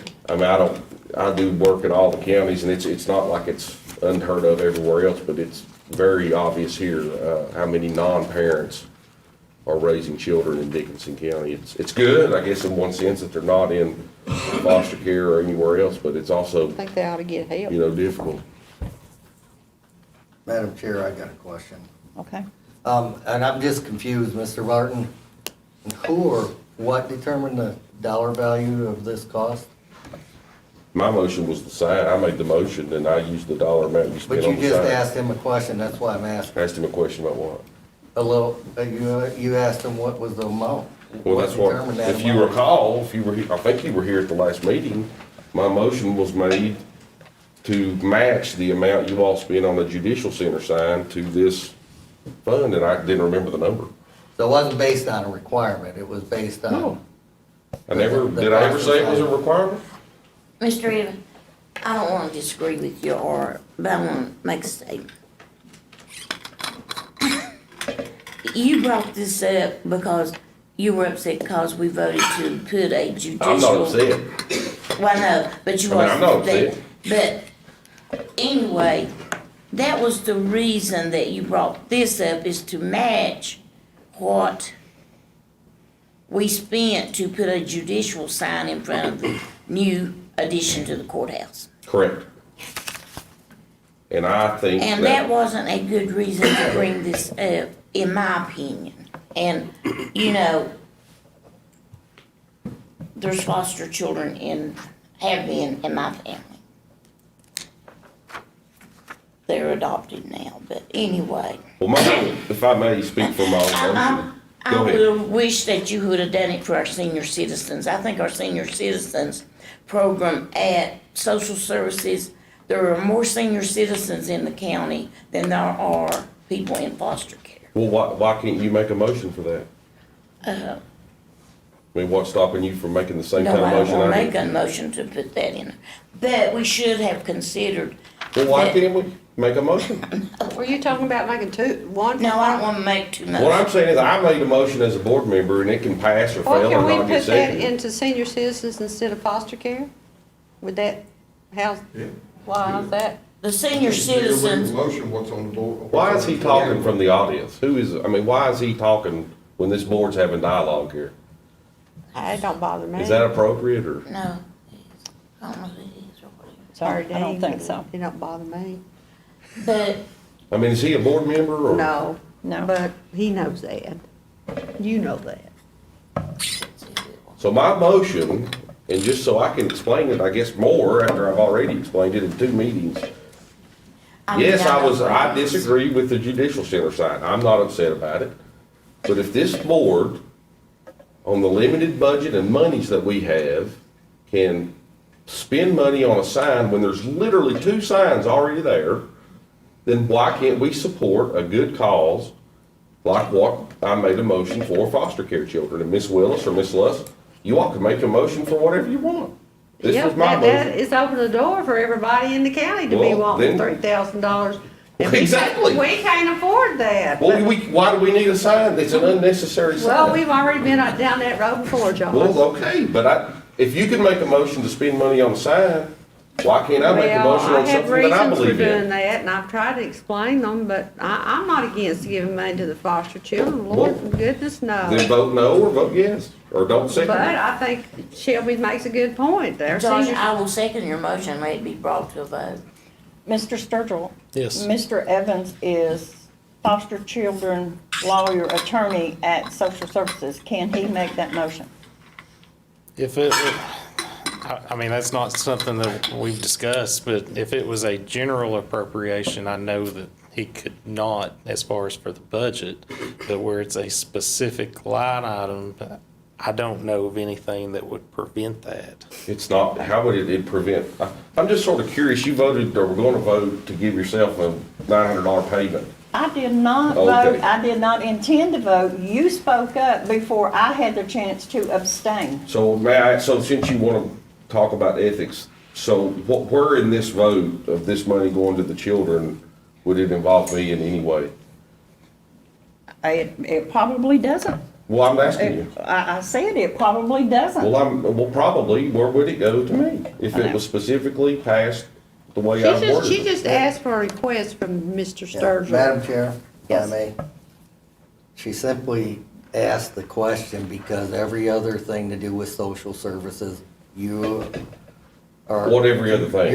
Every other The thing general that we budget where got I in the could. budget.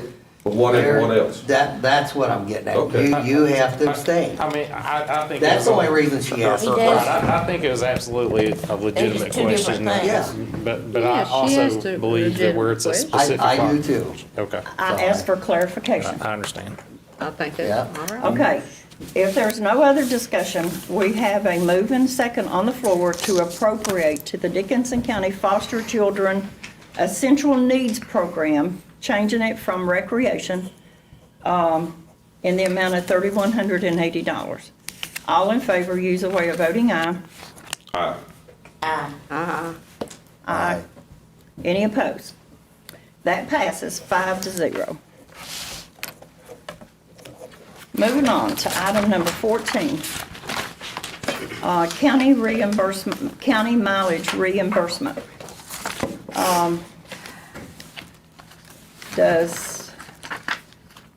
Who has any comment, anything they want to discuss on this, or,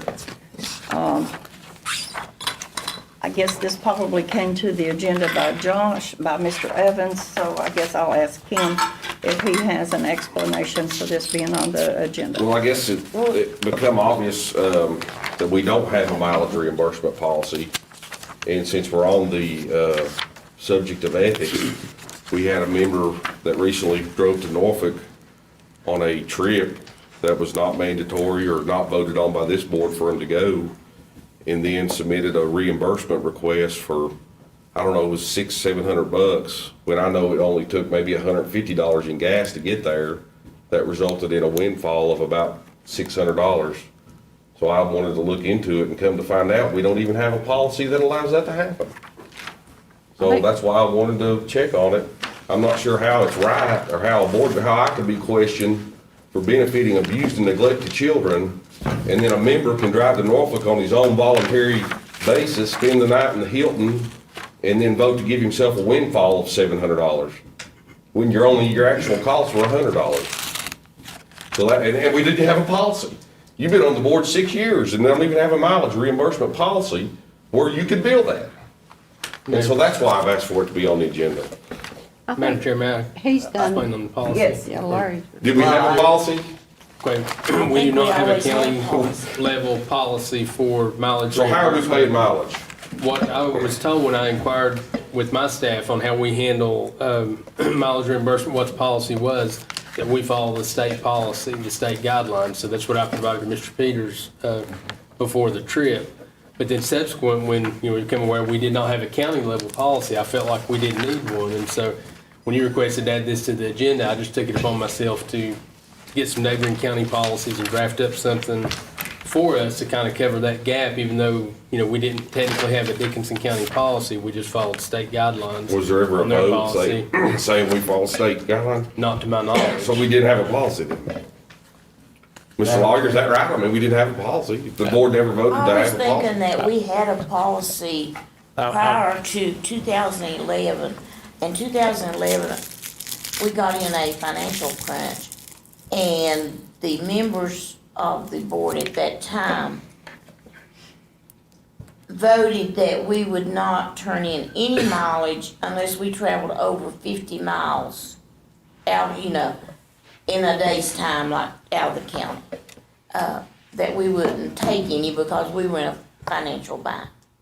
Well, I guess my question is, so if you're an employee of this county or of any business, can you just say, well, I'm going to Norfolk on your own? Don't have anybody authorize it, nobody asks you to go, really no reason for you to go, and then come back from Norfolk and submit a bill that gives you a windfall of $600-700?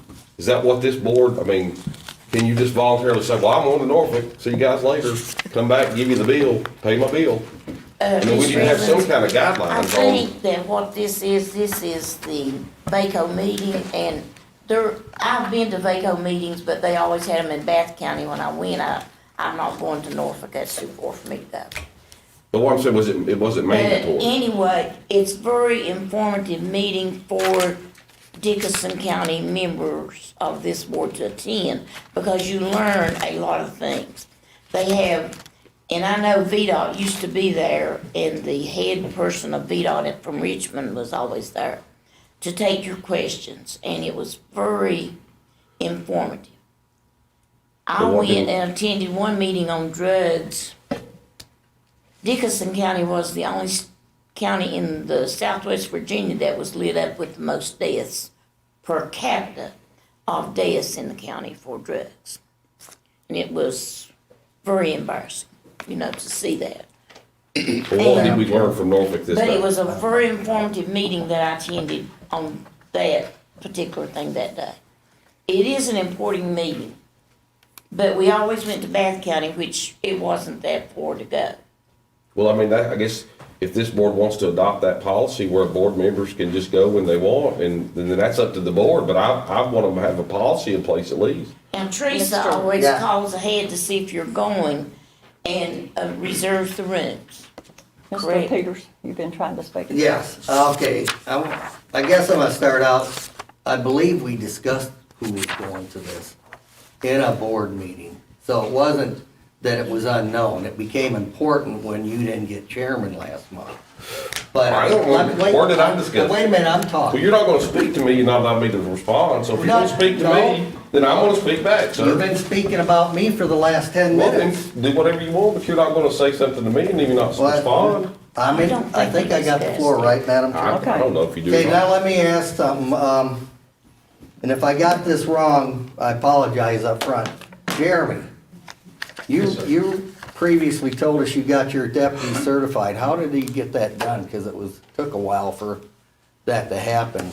But now you got it done within 3 months. Was there training involved? Yeah. Did you have to send your troopers other places? Or we got the treasurer here tonight. Don't you send your folks I send every one of my to deputies. certification training? I sure do. And you go where the meetings are and where the classes are. You don't And choose where you go. And Commonwealth attorneys, or not the Commonwealth attorney, he probably does too, but I know the Commissioner of Revenue does. VACO is a session where we get to go meet with our lobbyists for the Association of Counties, and we get briefed on various things and learn what's going on in the Commonwealth. But they also provide training seminars on some subjects, and really, there's truly a certification problem for the Board of Supervisors members, but I don't think any of them felt like it would be worthwhile to go to all that, because it involves going to various counties throughout the Commonwealth to get that particular seminar. And I think I think the concern is, will you be around the next 4 years? I don't know, but it's just unfortunate There are a lot of that we board have members two that are important certified things we throughout go the to state. from the Board of Supervisors. And this is one of them, and so is coming up legislative week. We usually send folks from, the tourism director goes. I think Yeah, even the I town of would. Hayside sends someone. We meet with our funders we meet with our legislators, and it's important for us, if we're not, we want to get our issues addressed, we have to keep a face in the community, in those communities out there, because that's where the money rolls out. But what did you So- address at VACO? Tell us what you did. Tell the people what you did. I attend, well, I'm What'd you gonna tell learn to help Dickson County? I'm gonna tell you three things. Okay? Or not three things, but I'm gonna tell you, the three of us met every morning, and these are various seminars going on. And to get the best bang for the buck, one went in one direction, the other went in the other direction, and we covered multiple things. I attended some broadband. I also attended some education So seminars. what did we learn about getting broadband, which is? Well, you didn't learn nothing, because you don't wanna go Well, on. all you can do is tell me if you win, and you can't Why tell me am one I thing. obligated to do that, you know? Well, you charge the taxpayers $700 Okay. to go, and you can't say one thing that you learned.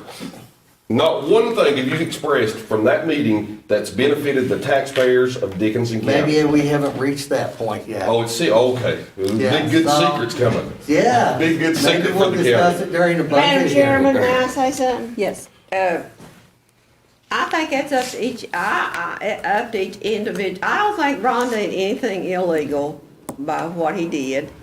Well, no, we voted to do it, so he didn't do I anything went illegal. to Virginia, Peggy and it's up to each individual board member. I never charged the county one dime.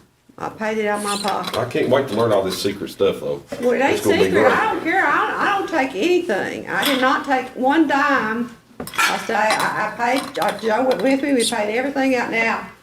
I had the resources to do that, but some people may not. He didn't do anything illegal that he was supposed to do, and it was important that he, attend the VACO, and it's important, and I really enjoyed going to, Richmond, I learned a lot, and I can tell you a lot of things I learned. And I think we need to put a face on Dickinson County. So we need to go. I hope I can get to go. Is it in February this time? I hope and pray I can get to go, because and Rita Surratt was such a big help to us to introduce us, and I want to learn our new, like to see the new governor or some of the other legislatures. I met Mr. Ben Chafin and so forth.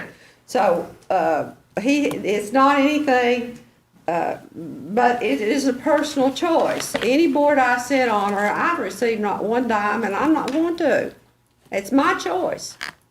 Madam Chair. But now, everybody's not in the same thing, same that I am, that I can do that. So I don't think he did anything that was illegal or improper, and I'm sure that he attended the meetings and he learned and so forth, and I'm sure that Ron's a very intelligent man, so sometimes I don't agree with him, but nevertheless, he's still a very intelligent man, and I'm sure he learned a lot. But I don't think there's anything, when I worked for the state, we had a per diem where we could spend, I always ate at McDonald's and got the per diem. Well, I mean, my whole point, I'm not against traveling. That's not the point of this. If you learn something, if you're going for a purpose, if you Well, I have think a he went for a project, purpose. that's one thing. But we just sat here and I begged the man to tell me one thing we learned, and there's not even a thing, not one thing. Lord, I don't listen to Ron go on what he Yes. learned. We'll Okay. be here for 2 I'll hours. let you have the floor, and then I will say something after you. Okay. When we go to these, you know, just for example, I know out at legislative session, we met with the waterworks, met with rural development. Those are agencies that put water in these households in a lot of places. And us being present reinforces those agencies that we're there supporting our PSA, saying how important I think it's important when comes. and those kind of things. Now, that said, I feel like, you know, we should even, we traditionally have only said 3, but I think it should be our right, all 5 of us to go if we want. Other counties, Russell County's leaving for legislative week. Here, if they haven't left already, they're all 5, because what they did was they adjourned from their meeting to reopen the meeting out there. Oh, I think it's very important that we go. Yeah. And as far as whether you pay your way in that, this discussion came up even when That's Peggy up and to Rhonda you. went up not as vocal as now.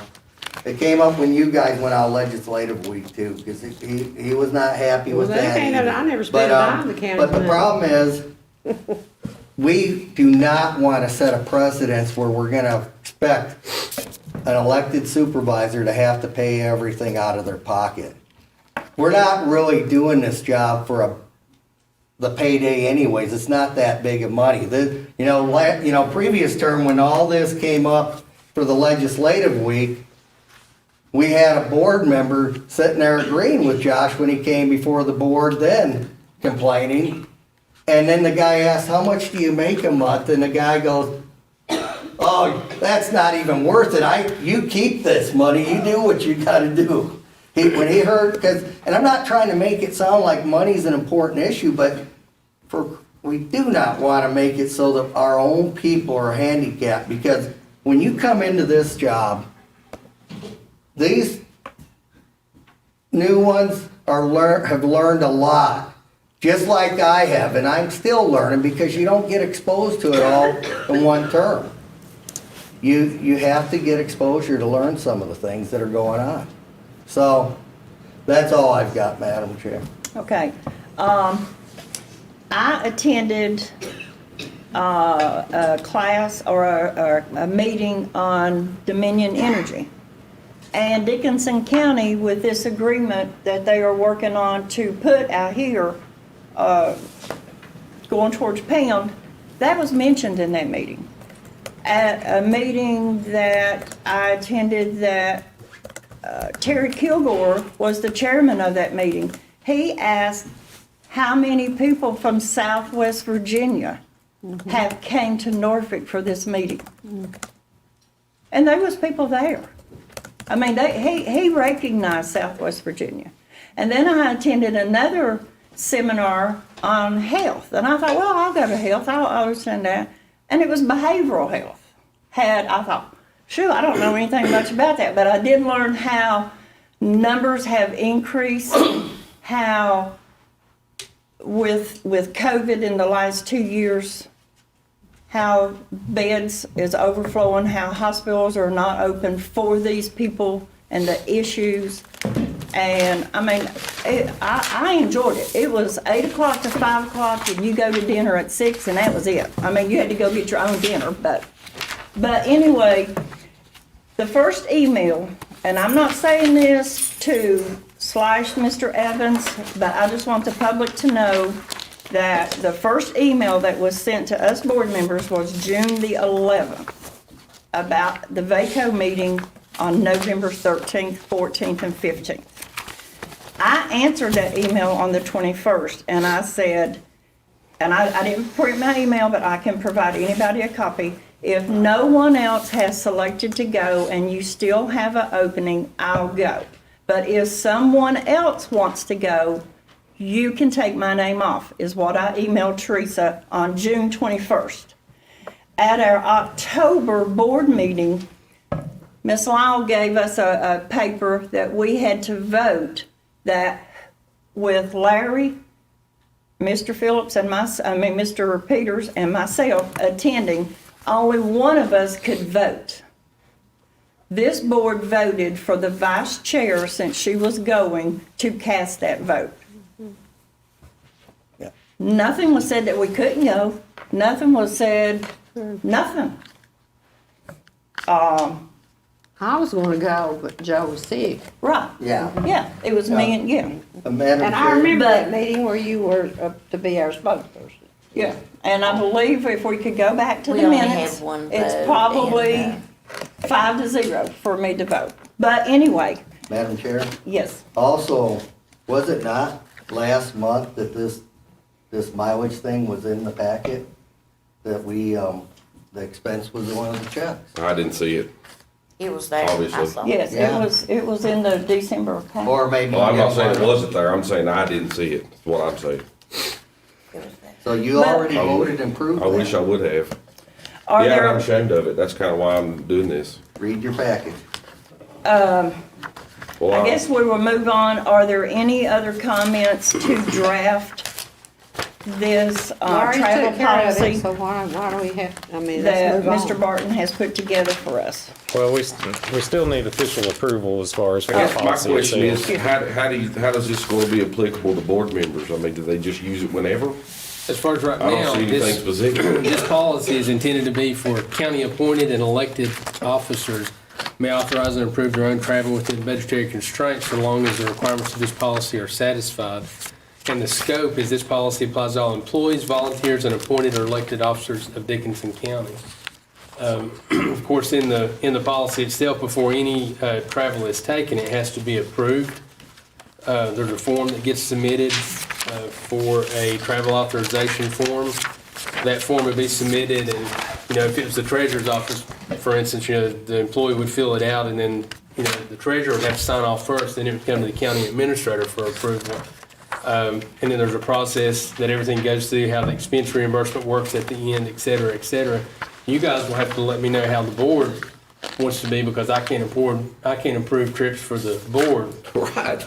Well, that's the on that. whole, I wrote this for pretty much everybody else in the county, but. and I appreciate but you the guys- anecdotes by everybody, but that's the whole point is it right for a board member to go on a voluntary trip and come back and get a $500 plus windfall? How is it? I say no. How is it volunteer when we are VACO members, we are members of our county, and they invite us and have all of the agenda to attend that? That is not us. How's it mandatory then? Well, then that's something that the board needs to Well, that's address. right. That no board member does nothing to recognize Virginia, Dickinson County. No. And then then you have to if you don't want nobody to go. What's the solution? You were extended an invitation, and you do not want to get too specific with this. And if I would have went, I wouldn't have turned in $600 in mileage to benefit myself. You need to be somewhat general, because we don't know what comes down the road. You could have to go to Huntington for something that's going on with the Corps or something else, where someone has to represent the county and go. So that's really, you know, but generally speaking, the two that we go to is the legislative week and the VACO session. So, I'm done.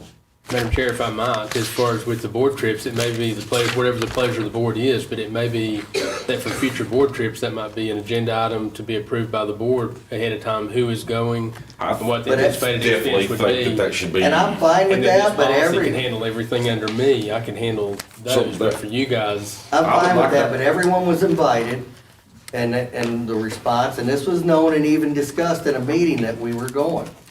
Well, now And we're gonna fix it, or try to fix it. So I would ask that it be added to this policy that for any board members to be reimbursed, that it must be approved or be a docketed agenda item the month prior to the trip.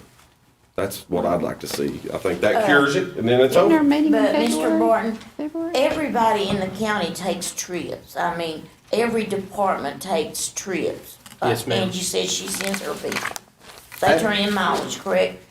Yes, they take the county vehicle and have a gas card, but if they can't take the county vehicle because it's already in use, then they take their personal vehicle and they get reimbursed mileage. And so does the sheriff's department. So does Comer Attorney's Office. Well, they're if they have employees. to take trips. Kinda we are too, but Well, we're no, elected you're officials. We get a you're the W-2 executive, every you're the business owner. You have to, I mean, it's a big difference. But nobody else asked you prior to them going and get No. approved. They I do don't- not. But they this, do with this not, you but this will. would handle more so. The purpose of this is not necessarily permission for me giving them to go. That would be the departments themselves, the department head Right. signing off. My benefit in this would be to make sure that there are budgeted funds and to handle the reimbursements and accounting of costs. So you can get a $2,000 bill if 6 employees take their own vehicles. And there's And $1,000 in the then budget. there's no budget there. I mean, you all are missing the point here. No, I don't think. Well, I you're think you missing the are. point. The point is, I could agree with maybe if you want to do a formal vote to approve who's going, that's fine. But as far as reimbursement, we follow the government standard, the state.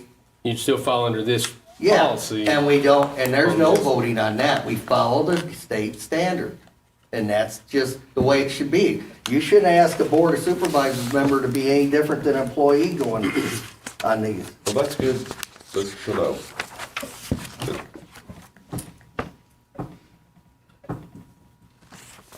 So I guess my request would be to maybe modify that and put it back on Modify the it agenda. in that way for the board members I don't themselves. think we need That a way to motion, cover of course, them. somebody else could make a motion to approve it as is. We Mr. can. I think Sturgill, how that's- do we So need to what proceed if with this? one of the board members had to go, say, and they have before, to Huntington, the county administrator, when we were getting our funds for the Corps, there were several trips that had to be made to Huntington to secure Right. those funds. Right, and generally on those are just day trips. Really you're taking a county vehicle on a gas card and you're just out the gas because meals aren't reimbursed unless it includes an overnight stay on that. So a lot of those are just in relation to normal business. For us, in my opinion, I don't know. I know when the first year I was on the board, I went to Richmond. I had found a thing in a little magazine that came to the Board of Supervisors, came to our home address. There was something about Q-Scabs funds. So I brought it to Mr. Vanover. We were going to Richmond on the legislative trips. And we went to see Mr. Bud Phillips. He was our representative. He hadn't heard of it. But he said, if somebody can stay an extra day, we'll find out about it tomorrow. So I came back with somebody else. I went up with the county administrator. And we secured $10 million in funds to help build the school by going to our legislative trip. So that was one of the good things that we did on the legislative trip. Which we're paying it back.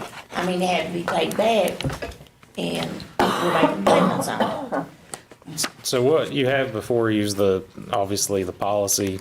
You can either adopt the policy as is, or which if you adopt it as is and as written, to me, what it does is if somebody's appointed to go on to a trip, they have to get authorization previous to that, even if they're a board member, to make sure that there's funds available in order for reimbursement. You follow this policy and then it's automatically done. If there's an amendment to the policy itself, and for instance, put an item F there for board members to be reimbursed, then obviously that would come before the board and you all would have that discussion and then have discussion whether, I guess, number one, to send somebody to authorize it, and number two, for the reimbursement. So. Okay. So we would still have to vote on reimbursement. I think you would under the second one. If the policy is adopted as is, and Larry can correct me if I'm wrong, I think that if you go, you're authorized as an elected official under this policy for expense reimbursement. But you would have to go to him to make sure that the funds were there in order to be able to get that. As it stands now. So Exactly. is this policy only affecting this board, not the other That department? would be the entire county. It's all departments in the Yeah. county. And Well, this is, I know we put administrator a would freeze approve on it. anybody traveling in 2011. and this is a standard, I would bet every county you go to's got one of these but us. I know every business, anybody that makes a bottom line every month to pay people would have this policy, but we don't. We just spend money like it's growing on a tree, no questions asked. We have seen numerous things that have been overlooked. We even had to do title work on a building that we found out we owned, but it was on someone else's land. Who would have thought that happened this day and age? But I guess my thing, so would we have to meet as a board to vote on this, or would it? You just, My understanding from, because this stands alone, so for instance, if you're going on a trip and you all have authorized whoever to go on that trip, then by authorizing to go on the trip, you automatically also I got you. authorize the Yeah, reimbursement that for makes this sense. policy. That's what I was missing. Thank you. Correct. Well, is there an upcoming VACO meeting in February? No. No, The there's a legislative legislative trip. The legislative trip? Okay. Yep. Well, I mean VACO, I don't want to. No, I understand. Well, the legislative trip, are we invited to go meet? Oh, yeah. Well, do we have to vote right now whether who's Well, going we'll to need- go? Not right now, you don't. Well, he because we said don't we have a had to get policy. authorization. Well, you don't have a policy, so. Well, how so do we not get a right now. policy Well, there need to then? be a vote, I think. Yeah, we're not, we're gonna amend the policy, so Okay, so that'd be the fine. answer is you can just do whatever you want right now. I mean, that's what the way it is right now, and how it's gonna be, assuming we table this, to tweak the language. And that's what I guess, I don't know that we need a motion, frankly, but my suggestion is table it, add the language if we about went to the board Senate member legislature, mileage, then and then get come their back and approval to revisit it. go. I mean, I think that's the only way. I thought it covered that.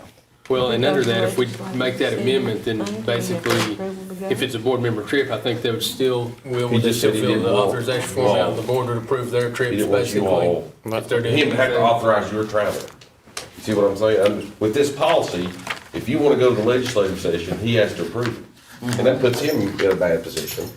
I mean, I'd rather you all approve your trips than me. so that's what. Well, and I'm fine with that too, but Well, then when it comes in February, I'd like to go to the legislative session. Well, it's next week. We have to vote on that tonight. That's what I'm Yeah. trying to Yeah. say. Well, you don't though, but what I'm saying is, no, you don't. Because we've not adopted this policy. I and think it we've doesn't- already discussed who was going. I mean, we've already, before we have. I mean, it's not been a problem to say who's going, who ain't going. Well, no, I'm not saying you can't, but I'm saying you don't have to. You said you had to vote on it. No, I mean, that's the thing. Oh, I'd just like to know if we're going, I would like to go. Is anybody else would like to go besides me? I'm going all by myself. I was gonna make a motion, all 5 of us go. I'm not going. I'm Well, not, that's your call. What are you? Richmond's too cold. I don't have anything to, I wish I did have something to go big for, It's but too I don't. What did We don't have Rita? anything going right now. Well, I tell you, Rita Surratt, she really showed us around good. Mr. Chairman, just to move or Mr. Martin, Madam Chairman, I move that we table the mileage reimbursement. I would make a motion, we move that so we could get out of here tonight possibly. Substitute motion. Yeah. Can we approve this with that language added? That you would add that language that the county manager will approve or we will vote on the. Well, wouldn't you prefer to go ahead and see it before you? Well, you're vote on it? trying to build an argument that we can't go February. No, I couldn't care less if you go. I just like Order to then, have a we can policy. go, we can go if we want to. I think you can go February and it's still under what we've always Yeah, done. Okay, that's I what just wanted to make sure. Will says that everybody's like, oh yeah, I've said it 15 That's next times. week, and I we- don't know. I'll remove my substitute I motion. have literally said that for the you want past to go? 15 minutes. I got other stuff going. You mean I'm the only one wanting to go? Okay, so It we is have 8:15. we have a motion on the table to table by Josh this county mileage reimbursement with the attorney adding item number F and tweaking this policy. Do we have a second? I'll second the Okay. If there's not any other discussion, we have a moving second to table the county mileage reimbursement policy. All in favor, please say aye. Aye. Any opposed? All right, that's on the agenda for next month. And I guess while we're here, can it be done here, since it's not an item on the agenda, to pick who wants to go to Richmond next week? Because I'm sure you need to get notification in if it's not already too late. Right, I don't know if it's too late. When is February the 2nd? February Next week. I guess February we, 2nd is who next wants to go? Wednesday, a week from Wednesday. tomorrow. we know Rhonda wants to go. I Who want wants to go, but I didn't know nobody going with me. I'm not going. Well, I would like to see Mr. Phillips, Bud Phillips, and Mr. Martin go I agree. along. Yeah, if well, she I'd wants like to go, and if I can get Joe to go with me. And this is That's for what your what son days, told me. Mr. Barton? What did you thank me for Mr. being Peters, a the voice rural of caucus is February 2nd, and the local government day is February 3rd. Well, So we would be traveling, They have something, I sent the email to everybody today because I asked Ms. Lyle to forward that to me because I couldn't find it in my email, even though I knew I had it. There's something, the Association of Counties or something on the 2nd at 5 o'clock. It's the second and third. You'd have to travel on the first and then come home on the third, evening of the third. Come home on the 3rd? You have 2 nights. May I ask, are we still in a meeting here, or, I mean, you all can do this, like, I mean, there's no policy that says we gotta do this now, obviously. Well, it needs to be in front of you. Well, that's what I've been saying, How it took many me raising people Cain to even want to get go to to this point. Richmond? Well, I think. I have other obligations in meetings. We mentioned Mr. Phillips and Larry and myself. Yep. I think it's usually And I'll 3. I can probably make it go, if you but want. I'll probably take Joe Glenn with me. Okay. All right. I will pay Ms. for Lyle needs to myself. check to see if we can still register to go. Yeah, we Because, still, How many and who? okay. that's 3. Mr. Phillips Someone more interested like in that. going? I don't know, Mr. Phillips wasn't here today, He so I may don't not wanna know if go. he'd be available to go or We'll have to not. follow Okay. with him. Well, you can do what you can. Okay. You know, So- it's okay. I'm interested, Rhonda's interested. You definitely need to go. Bud would be good too. There, Shelby, you're not interested? No, sir, I'm not. I have other meetings I next week. Well, I'm squeaking between babysit. some. Except you're talking to my son. Okay, Yeah, I'd say. you get the names of So the are you all requiring Larry to go? Is that what you're saying? No, That's it. What if he doesn't have time to go or don't wanna go? He has those He I needs mean, things. to And tell why us. are we doing this? We're in the middle of a meeting with an agenda and it's 8:15. Yeah, it is. And this is not even on the agenda. I asked if that could be decided while we was at this point. We've got- even Well, though it's it was related not to on we the don't policy run that that, time, it's our related Josh. to the policy that you Reason. added to the To agenda. decide who's going to Richmond and who's babysitting and who's got other meetings, that was on the county mileage reimbursement policy? Yeah. All right. Okay, This was all generated by you, I'll remind you. What? You're the To one that decide asked whether for you're this going to be next done. let's move on I agree. before we walk on too many toes and move on to item number 14. Our first appointment is the Behavioral Health Service Board, and there are 2 placements on that. And the first one, I guess, is in Ms. Sluss's district, that her placement that she put last month cannot fulfill due to work. And we will ask her. who Well, she had told me that she could, but they pile more work on her. She's a virtual. She said she couldn't do it because she can't meet during the day, and I would like to appoint Andrew Rose. He has, been in the service for 20-some years. He's back in Dickinson County, and I've seen him working free down at the Bear Pen or Jetty Baker Center, and I think he'd be a good member of the Behavioral Health Board. Okay. We vote on each member separately? Yes. Okay. Okay, do we have a second to Ms. Sluss's placement of Andrew Rose? I'll second. We have a moving second on the floor for Andrew Rose to take the place of Shirley Stepp's resignation on the Behavioral Health Service Board. All in favor, please say aye. Aye. Aye also. Any opposed? I voted aye, Madam Chair, sorry. Okay. And the second one is, do you want to state this, or you want me to just read your email? I can address that. It's just, in the past, we have had 7 members on our board, and we got away from that. And we actually need a 7th member as a tiebreaker in case we, have anything. So we needed that odd number. And in the Code of Virginia, it actually suggests that the local sheriff or his designee be given an opportunity, when practical. So we would ask the Board of Supervisors to appoint the Sheriff Jeremy Fleming to that board. Okay. I'll make that motion. Okay. And I will second that motion. I'll accept that. Thank you. What's it pay? You get a check? $50 a month, ain't it? What do you get? 50. $50 a month. Okay, we have a How much? motion. $46.19. Oh, We have a they feed moving, you? We have a moving second on the floor for Jeremy Fleming to be an additional at-large member on the Behavioral Health Board. All in favor, please say aye. Aye. Any opposed? Okay, we move on down to B, the Southwest Virginia Alcohol Safety Program. The term is up for Stephen Mullins that expires today. So does anyone have a name to put back out there, or is he willing to reserve? I've not spoken with him. Okay, I didn't check with him either. I'm sure he will.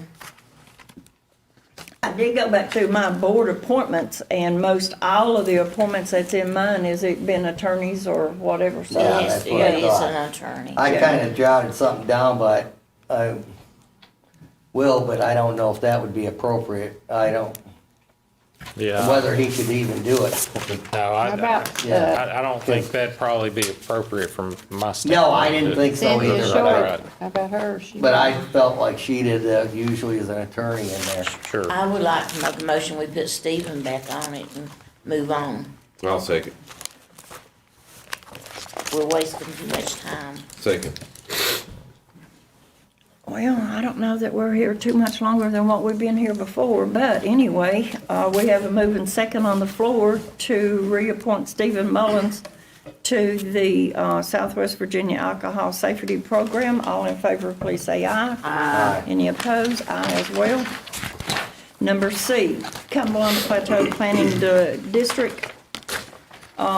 We have this board appointment, or you don't plan to reconsider, Mr. Evans? No, ma'am. Josh, I wish you'd reconsider that. No, I don't. You need to be a good voice on that board. Well, I've not got anything done in 2 years. And Well, you I might, just- I mean- I don't I wish wanna you be would on it anymore. reconsider. I'm gonna read the letter. I'm gonna read a couple things here, that goes into my resignation from the Cumberland Plateau Planning District Commission Board.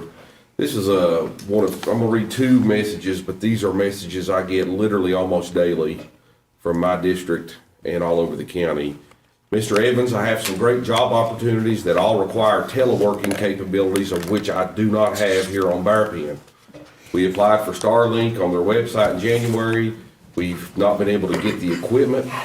I have no children, school-aged children in my home. I'm not asking the county to pay for it, but isn't there something the Board of Supervisors can do to help us get internet?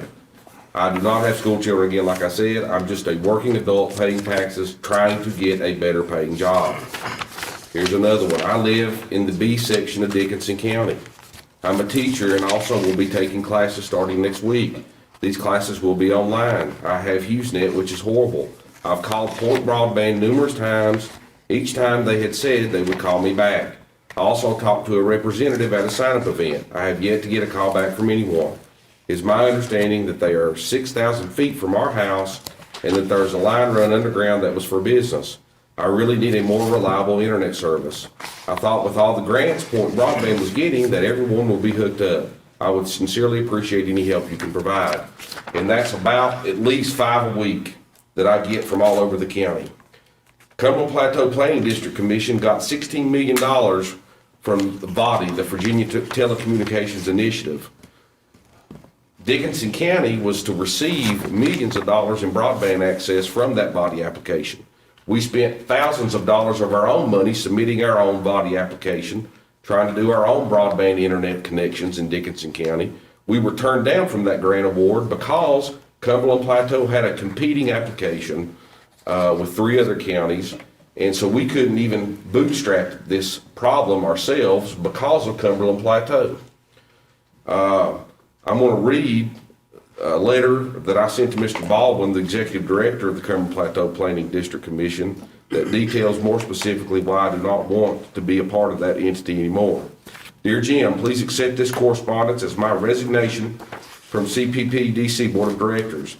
Since 2020 and before, Dickinson County has tried to get information from Cumberland Plateau in regard to internet connections for the families of Dickinson County. Additionally, not only have we tried to get information, we have tried on our own to get connections to families in our county. There may be some new connections in our county attributable to Cumberland Plateau. For me to say there are 0 would likely not be accurate. However, this is my point. We still to this day, after 2 years of diligent trying, do not know how many, who, or where Cumberland Plateau or Point Broadband have provided service to Dickinson County families. I am inundated daily by questions from parents and working adults about reliable internet connections for their households. I am unable to offer them any sort of concrete data or information.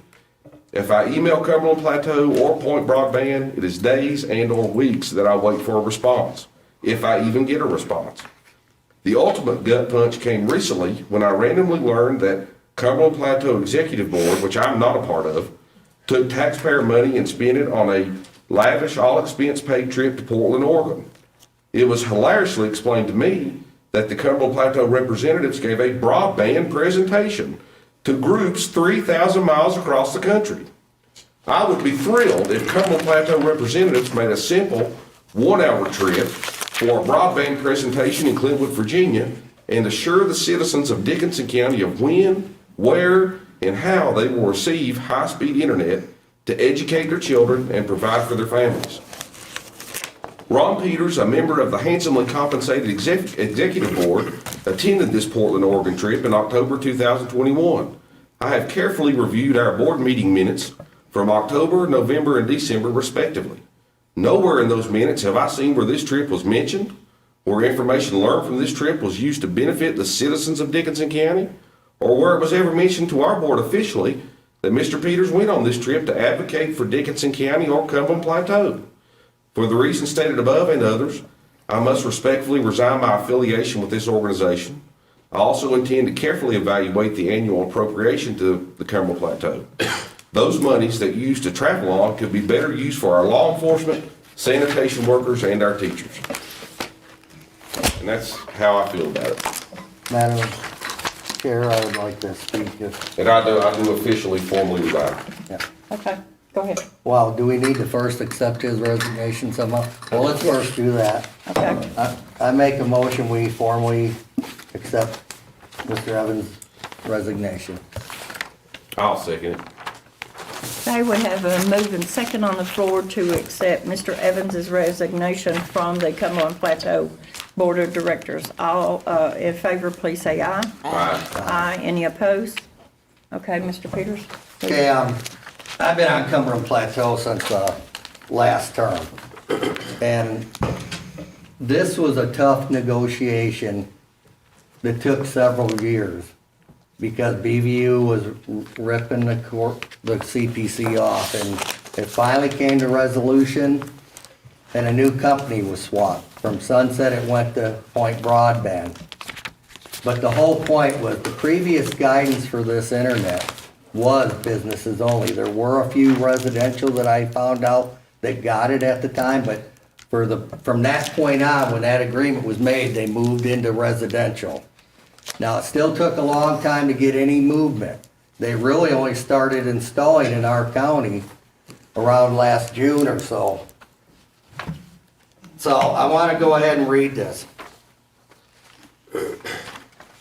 Since my name was mentioned, and this is going to take a bit. And it'll answer some questions that were asked earlier in some cases. I'm not going to go into all details. But Mr. Evans has taken issue with the conference I went with Cumberland Plateau. Each year, COVID permitting, there is a national conference held at a different city around the country. This particular conference was attended by members from several counties in the Cumberland Plateau region, to include one of our senators in the Southwest delegation, because he's on the executive board. So others value that we go on this, because again, it exposes you to what's going on around the country. It's also, so then, and here's the thing, economic developers come together to brief various programs in housing development, broadband expansion, economic development, government programs for funding, and in some cases, to showcase their success stories. And you're right, CPC briefed their broadband program. Nowhere, not many places around the country can say they got all this internet fiber run throughout their 4 counties. We're fortunate to have that because it gave us a building block to build on. Now, am I frustrated because it's taken so long? You bet I am. Now, moving on, it is imperative county leadership seek out these opportunities to broaden our knowledge and/or let others know who we are and what our needs are. Mr. Evans has never attended one of the Cumberland Plateau board meetings and shared these displeasures with these conferences. Let me cover some facts. Well, I didn't know about them. Let me cover these, some facts. Josh was appointed 28 January 2020 when we first took office.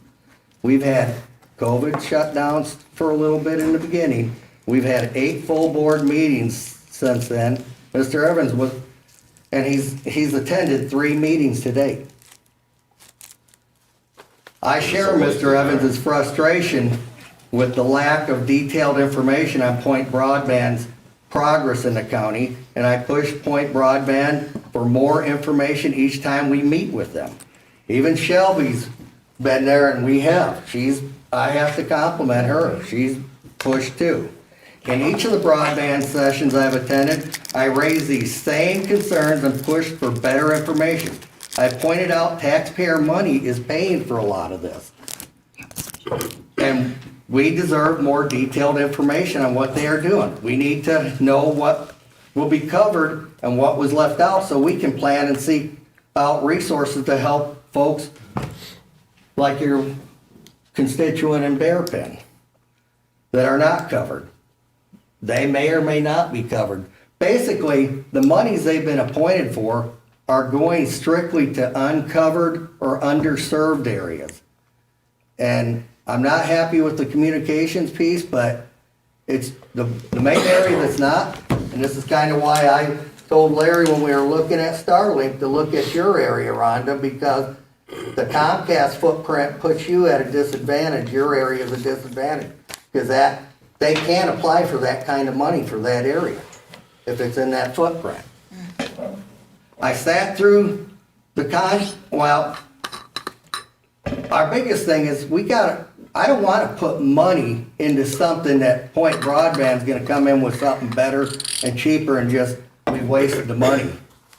So I've been fighting this battle for a long time.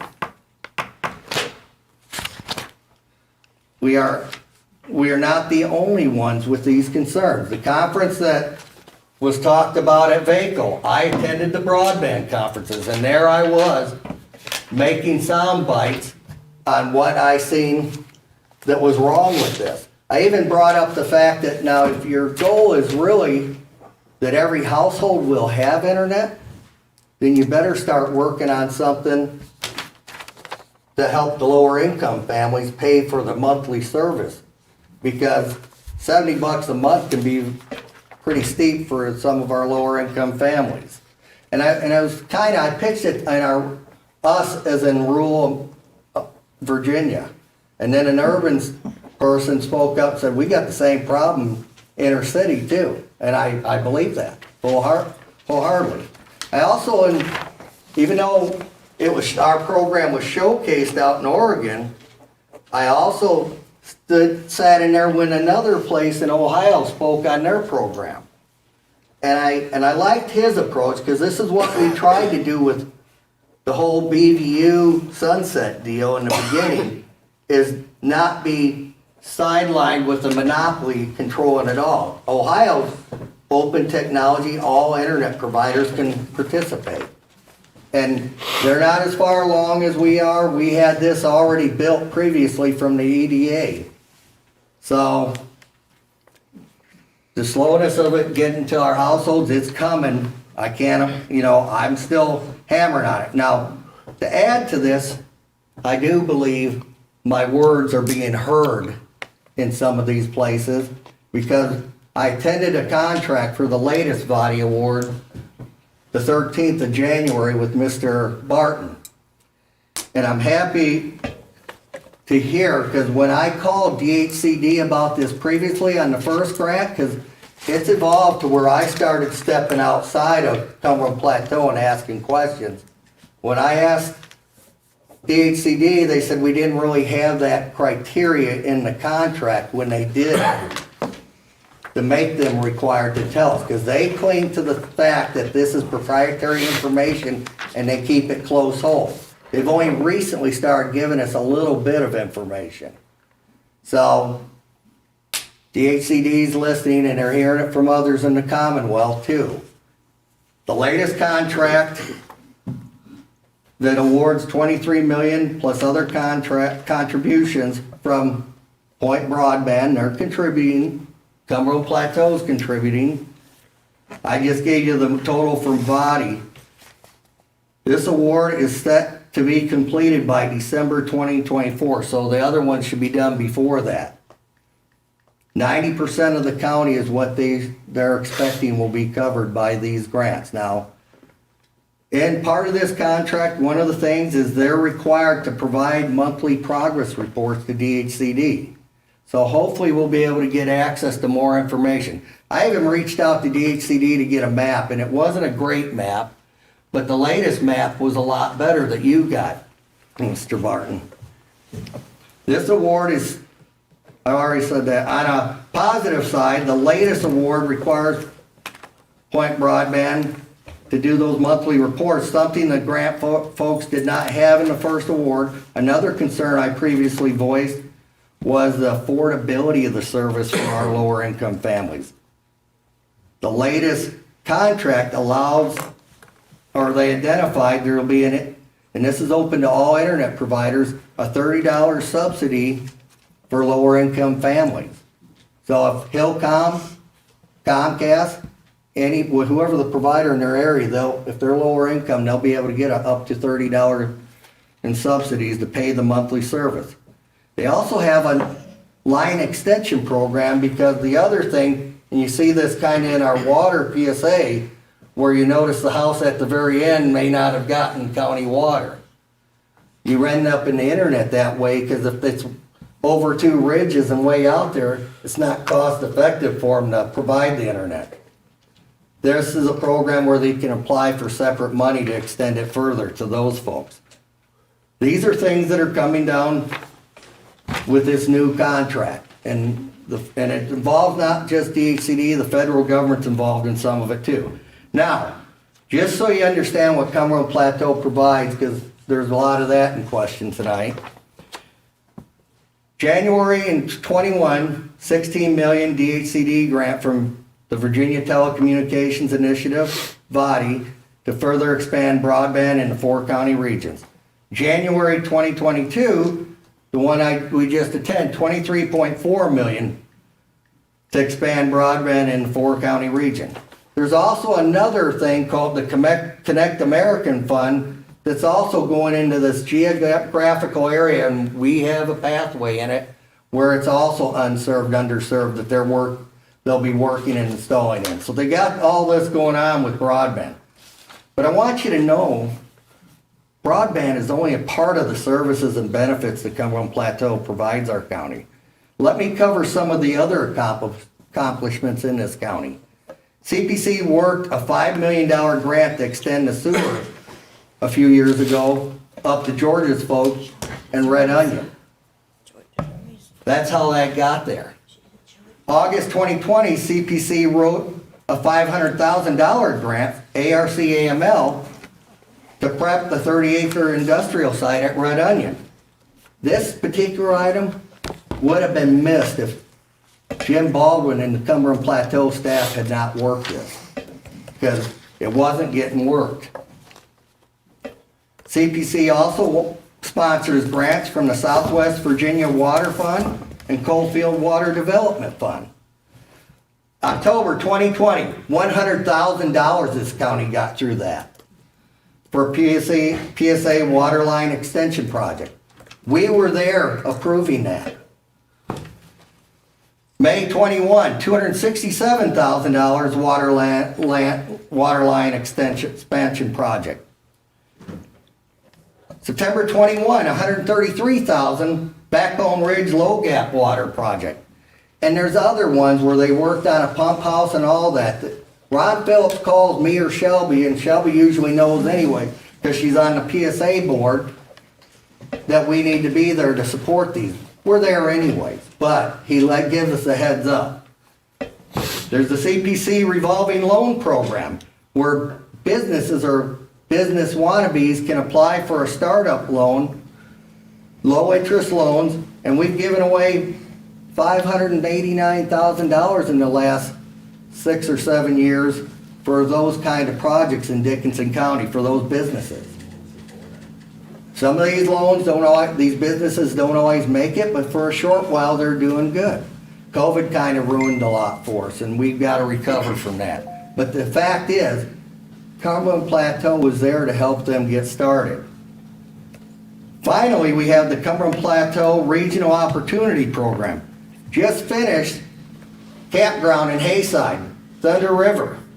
They got a $200,000 grant to put a washroom and shower facility.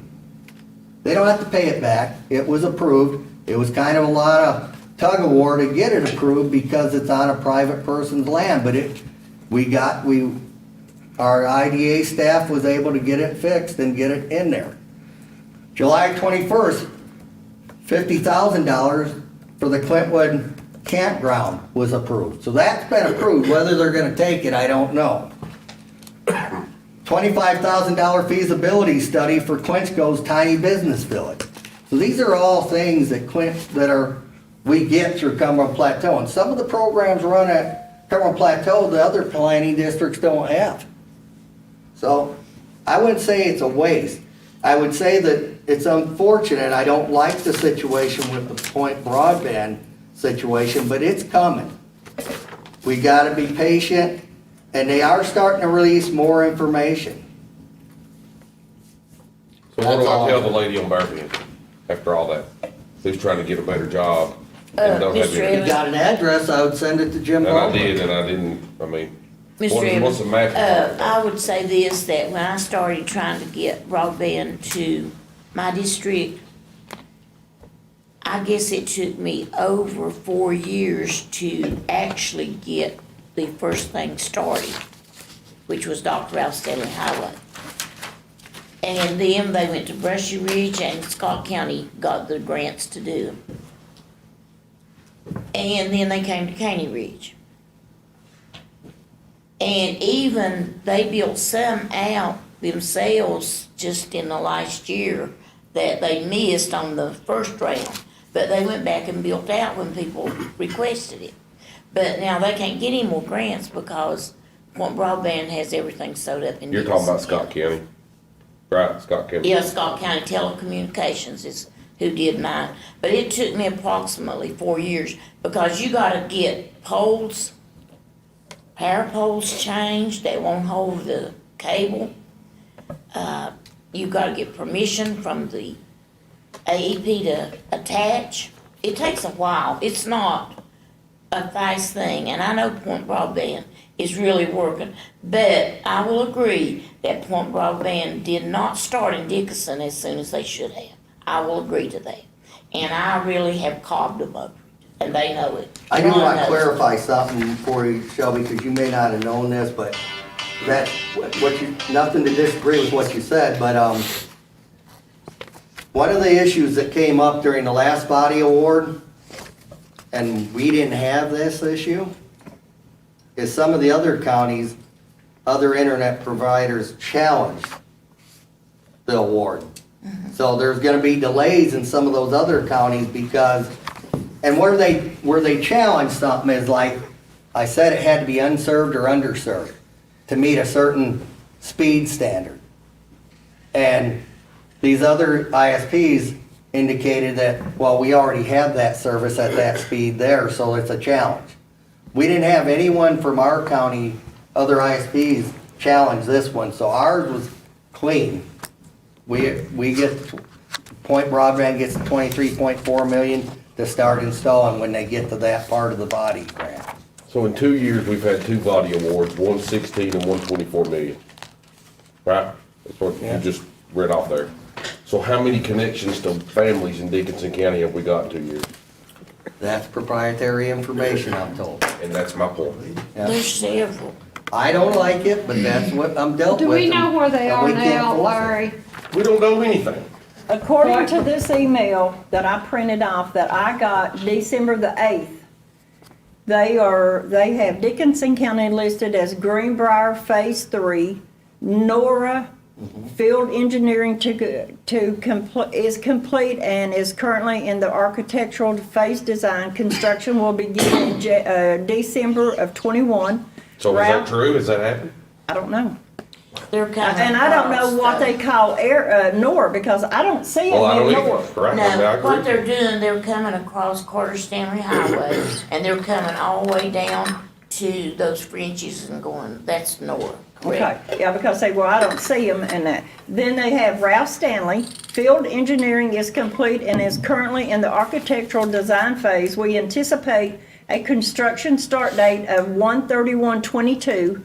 And I guess the estimated time of completion is March 31st of 22. And this is what I've really got out from over this. I have internet. They have broadband. it, they got And something I've got else. Ralph You know, Stanley. that right there don't make And no they're sense going over whatsoever. Well, they won't communicate with us. Because they That's my got whole Scott. point of this. And then the other item says Clintwood, 6 cabinets. Don't know where the 6 cabinets is, but it says field Cabinets? engineers What's that mean? are currently completing Yeah, the they walkout put your design. broadband. We anticipate a construction start date of March 1st of 22. I have seen them. But not saying where in Clinton. And those are the recent updates that we're starting to get information Yeah. on. Is But, this because y'all been making a lot of complaints to them? Is this, oh, That's all I every do is meeting, complain. every meeting they're there, I ask these questions. well, didn't you tell And I us, asked that Lauren, the did you say something about Joseph Puckett saying that we had somebody that needed internet to contact him? It's not work for anybody that I've You can seen. email him, get the whole physical address.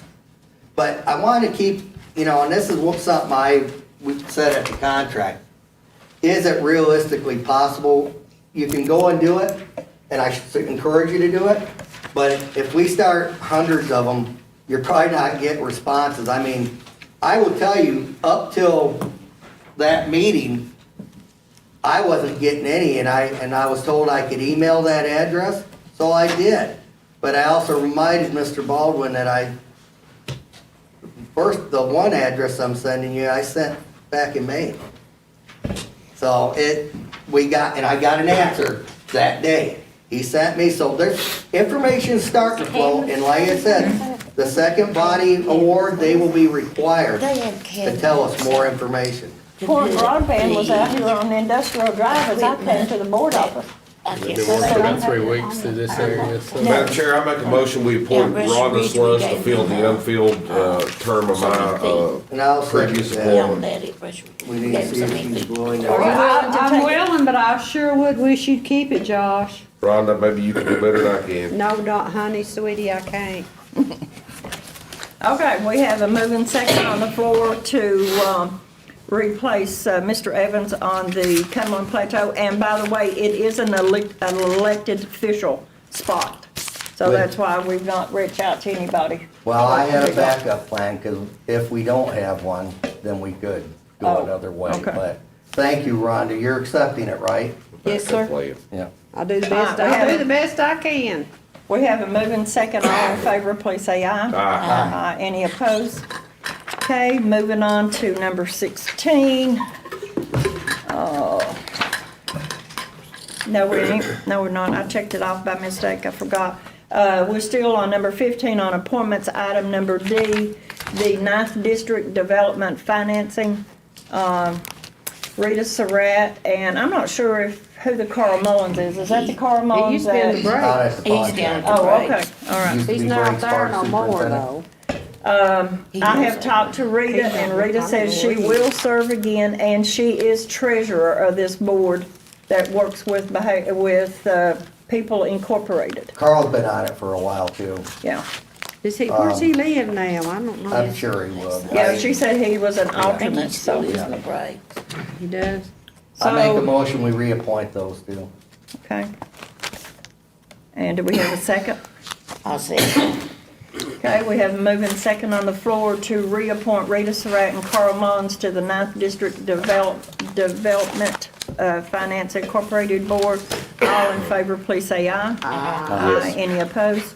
Now we move on to 16, the lease that is with Flemingtown Church which is the parking lot, I think, across the road from I thought we were gonna look at Go these use to them. the- Yes. For the school, why do we have to keep doing this? That's what Why I don't said. just I give thought we them were gonna the- deed it give to them the them. land? Well, you asked that last year, Yeah. but No. Mr. Phillips said it would have to be advertised and Oh. take bids. You go to the lowest bidder or the And highest also, bidder, I someone think can that outbid them on the that. General So. Flintwood kind of reserves that also, and PSA kind of reserves it in case we The water ever line need it goes for through there? water. I make a motion, we approve the lease with Flemingtown Church. I'll second it. I would like to discuss. Okay. It's not that difficult, but I wanted to just clarify something or ask something. It did indicate insurance is required in the lease, if I remember correctly. Yes, it is in there. And all I was gonna say from prior experiences, especially more recent, that we make sure that you get something, Larry, that certifies and that we're gonna be notified if they drop the insurance. I just think that's a healthy thing to do for all these leases to protect our county. It is, and I will follow up to make sure of that. But other than that, that's all I Yeah, we have. had a flat tire parking lot one time. Okay. We do have, you second that, didn't you, Ms. Lowe? Yes, I did. Okay, we have a moving second on the floor for approving the lease with Flemingtown Church. All in favor, please say aye. Aye. Any opposed? Aye also.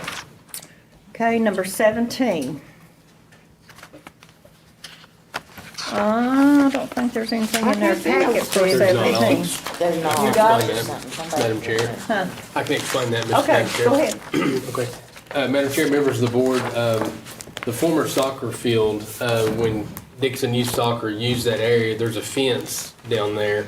That land is currently under lease now with the Cumberland Pine Mountain Trail Riders. Now, at the time that we terminated the lease with the soccer folks and leased that land to the Trail Riders, you know, we had in there giving them time to move anything that was theirs to get it off. Of course, the IDA's leased land to them behind this building now. Well, there's a fence still down there that we're told belongs to the county. And originally, back when all this happened, I reached out to Mr. Wade Rose with Cumberland Pine Mountain Trail Riders asking him about the fence, you know, if they needed it for anything, and they didn't. So when the soccer, youth soccer came to the IDA last meeting, asked if they could move the fence and put it down here, the IDA approved that, but of course contingent upon us declaring it surplus and giving it to the Dickson Youth Soccer. So I reached out to Mr. Rose again, just to verify that, you know, they did not need the fence, that we were gonna give it to the youth soccer. And he indicated he would reach out to the other members and get back with me, and I followed up with him and still haven't got a response back on that a couple of times. But he did previously tell me that they didn't need it, you know, several months ago. Okay. They want to put it back here? So Yes. you need a motion to put it back there, or you just, We have to, the IDAs get permission to put it back here, but we have to declare it surplus and actually give it to them, and they will take care of moving it. But like I said, there is that question. I make a motion, we declare the fence at Pound River surplus county property. second. Does it need a, We amend that to donate that to, or do we need a You separate gotta do, motion? you gotta do the surplus first and then the kid. Yeah. That's true. It needs to be two separate motions. okay. All right, we have a moving second to declare the fencing at the former soccer field as surplus property. All in favor, please say aye. Aye. Any opposed? Okay, now the second motion. We need to do it to, I guess, give it to the soccer or the IDA. Yeah, the Dickson County Youth I make a Soccer. motion, we give that surplus fence that's now been declared surplus property to the Dickinson County Youth Soccer Association. I'll second. Is that the proper name? It's Dickinson County Youth Soccer League, but Dickinson, to the Dickinson County Youth Soccer League. I'll take it, however you word it. Okay, we have a moving second on the floor to give that surplus property to the Dickinson County Soccer League. All in favor, please say aye. Aye. Aye also. Any opposed? Okay, moving on to number 18. Redistricting. Mr. Barton, or does I'll start us out, and then if we've got any questions, we can ask Ms. McCamus. But Okay. thank you, Madam Chair. In your packet, under item 18A, you have a proposal, a quote from King Moore from Westville, Virginia. And these services would be to download and process all the data from the Census Bureau, and then actually go through and perform the necessary changes needed for redistricting.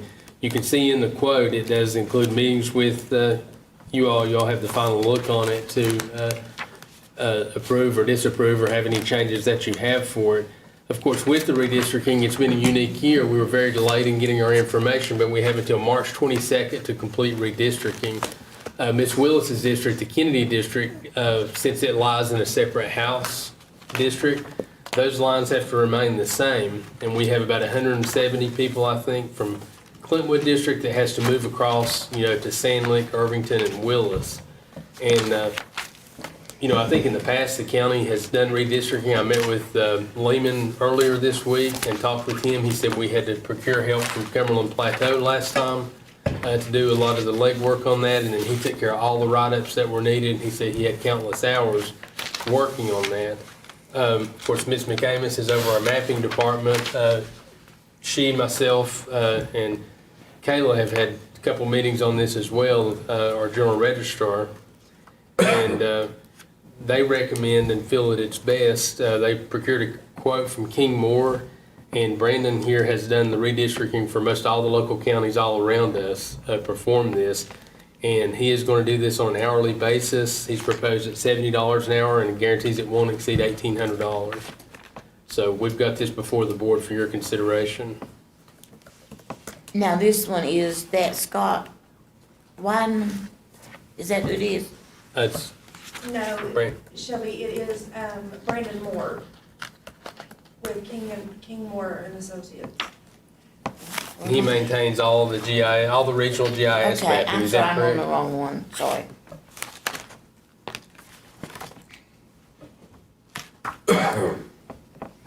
He did Wise County, right? He did, he just finished theirs. How long is he, so he will be through with theirs in when?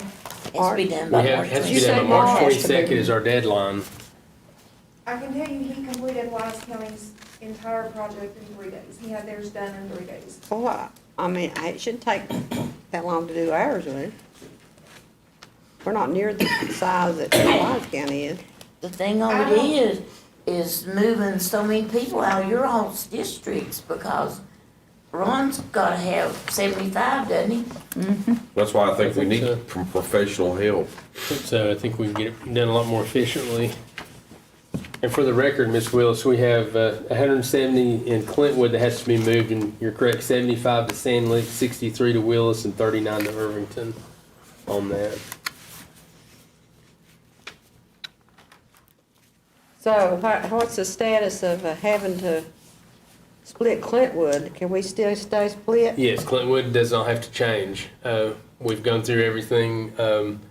We've talked with the state, we've talked with Mr. Sturgill, we've interpreted the code, and the town of Clintwood can remain in Clintwood and Two Willis districts. District. The only thing needed, and I've already spoke with the town on that, is, with this change, moving the town elections from May to November, they will have to actually, on their end, do an ordinance and declare that they have more than one precinct. They'll have to set up a precinct for Clintwood and one for Willis, and then a polling place in each of those precincts. That's just a formality they have to do.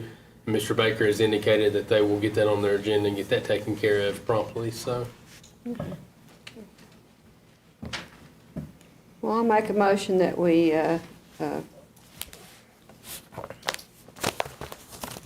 propose the redistricting contract to Mr. Moore to do for this county. I'll second. Any other comments, discussion?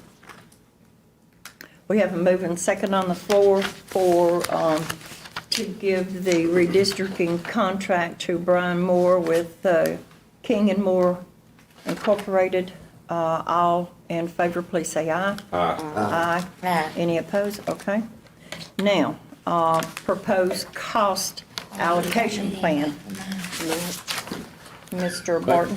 Madam Chair, thank you for that. What you have before you under 18B is going to be a proposed cost allocation plan contract.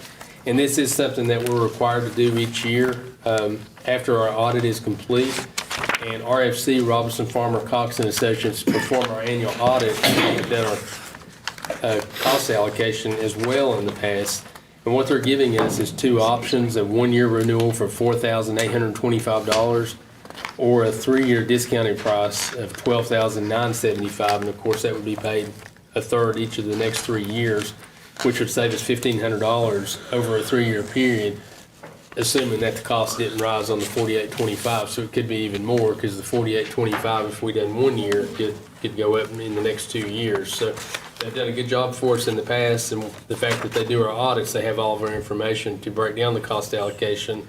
And this is a requirement, like I said, state with a lot of the grants, the federal and state monies that come in, you have to perform a cost allocation on that to cover all your overhead and stuff and split it out among the various county agencies and departments. So we are making a recommendation to the board that we adopt this for 3 years to capture the cost savings, since it is a requirement each year.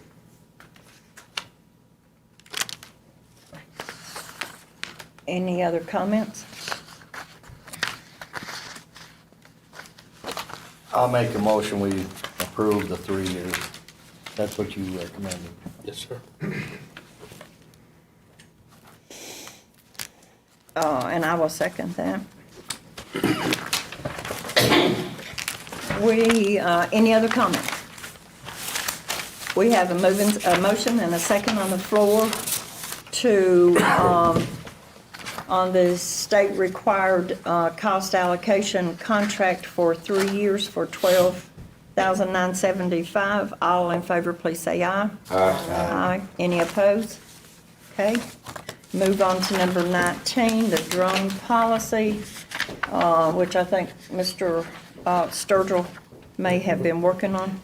Well, at this point, I would ask that you all table this. This is something that came before your all's consideration January of last year and was approved. Then there was a modification per their request in September. And then we got notification again from FEMA stating that they wanted additional language in there dealing with audit and oversight information for the program, as well as including a transparency section. I'm not sure exactly what their specifics they're wanting in that, so I've not drafted those additions yet. Hopefully we will hear something soon as far as the specific type of language they are wanting. If we don't hear something, I can try to still put something together, but at the same time, I would like to have a little bit more information than just say, what about audit and oversight information? So I don't have anything to present tonight on the drone policy. Okay. So we'll table it? Yes. I'll make a motion, we table it. Okay. Second. All right, we have a moving second on the floor to table the drone policy for better clarification of, to Mr. Sturgill on what FEMA is requesting. All in favor, please say aye. Aye. Any opposed? Aye as well. We need to know Josh isn't here, so. I hear him coming, and before I move on, I'll ask him. Okay. Good. Mr. Sturgill suggested that we table this, that he doesn't have all the clarification, Mr. Evans. Sure. And everybody has voted to table it. How do you vote? Yes. Okay. Now we move on to item number 20, which is the adoption of the peddler merchant ordinance that we had the public hearing on. Do we have any other comments?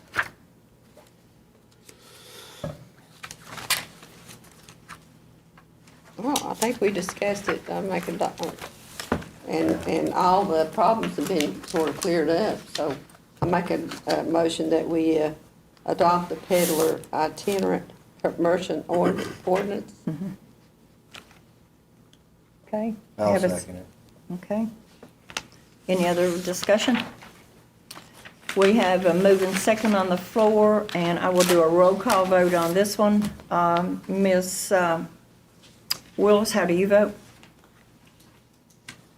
I vote aye. Okay. I'm trying to see where we at. We're on number 20. Ms. Sluss, how do you vote? Aye. Mr. Evans? Yes. And Mr. Peters? Yes. And I also. Okay, we're down to number 21, which is other business. Do we have any other business? We didn't have anything to add to the agenda or anything for that?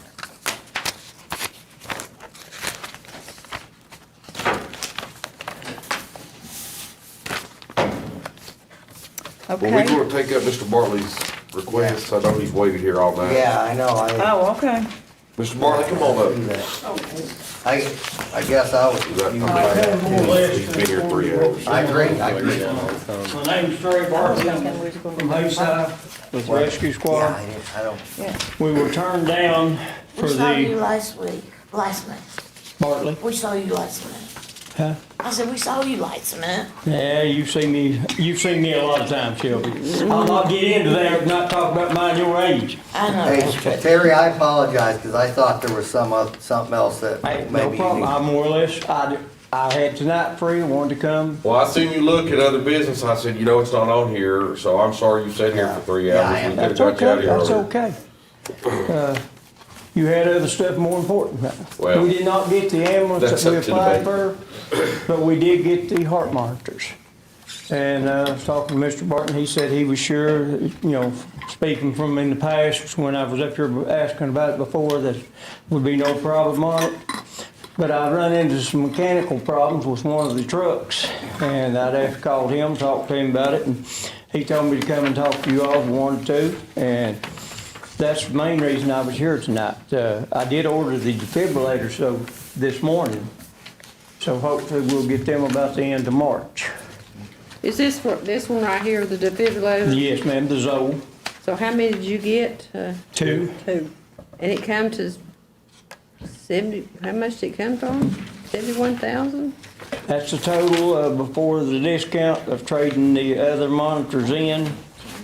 We're actually gonna trade them in. They're gonna give us 12,000, I believe it's $1,200 trade in. That's not the thing that you, That's the thing you shock a heart with. yeah, We do a 12 lead EKG with it okay. and all that stuff. What stuff's expensive in them? Yeah, it's expensive. That's exactly right. I assume you got some, you paid for this? You have money to pay for this? No, we've not paid for it yet. We got the grant for $57,000. And I think you all's part, I'm trying to find my paper, it told. There's about 10,176.04. Yes, sir. You've That's got what at the it was. bottom. And Madam Chair, if I might, at our last one of our last ARPA workshops, when we talked with all the fire and rescue, there were some grants that each one were writing for, and what we did is we tabled those requests until we seen if they were successful with their grants. So on those, we're going to look at our ARPA workshop as far as filling these gaps. But, you know, I think that that's something that we should definitely take care of, is the match, like we agreed, and we can do that Friday. But I think his biggest need right now is going to be on the ambulance as far as the repair on that. We've run into some big major repairs on one of the ambulances. In the past 6 months, I spent $5,000 on one ambulance. And, you know, that's hard to come up with when you get $6,200 a quarter. What's your recommendation, Mr. Barton? On this, I know I talked with y'all some individually after I talked to Mr. Bartley before, and that's what I shared at the time. We were thinking it was going to be a $5,000 bill, and that's why it was more of a panic. We thought we had a broke axle and a much bigger bill. So we was glad to see just the $1,247. But, you know, I do know that with each rescue squad like them, they're getting the $6,200 per quarter, and we just sent that out this month for this quarterly appropriation.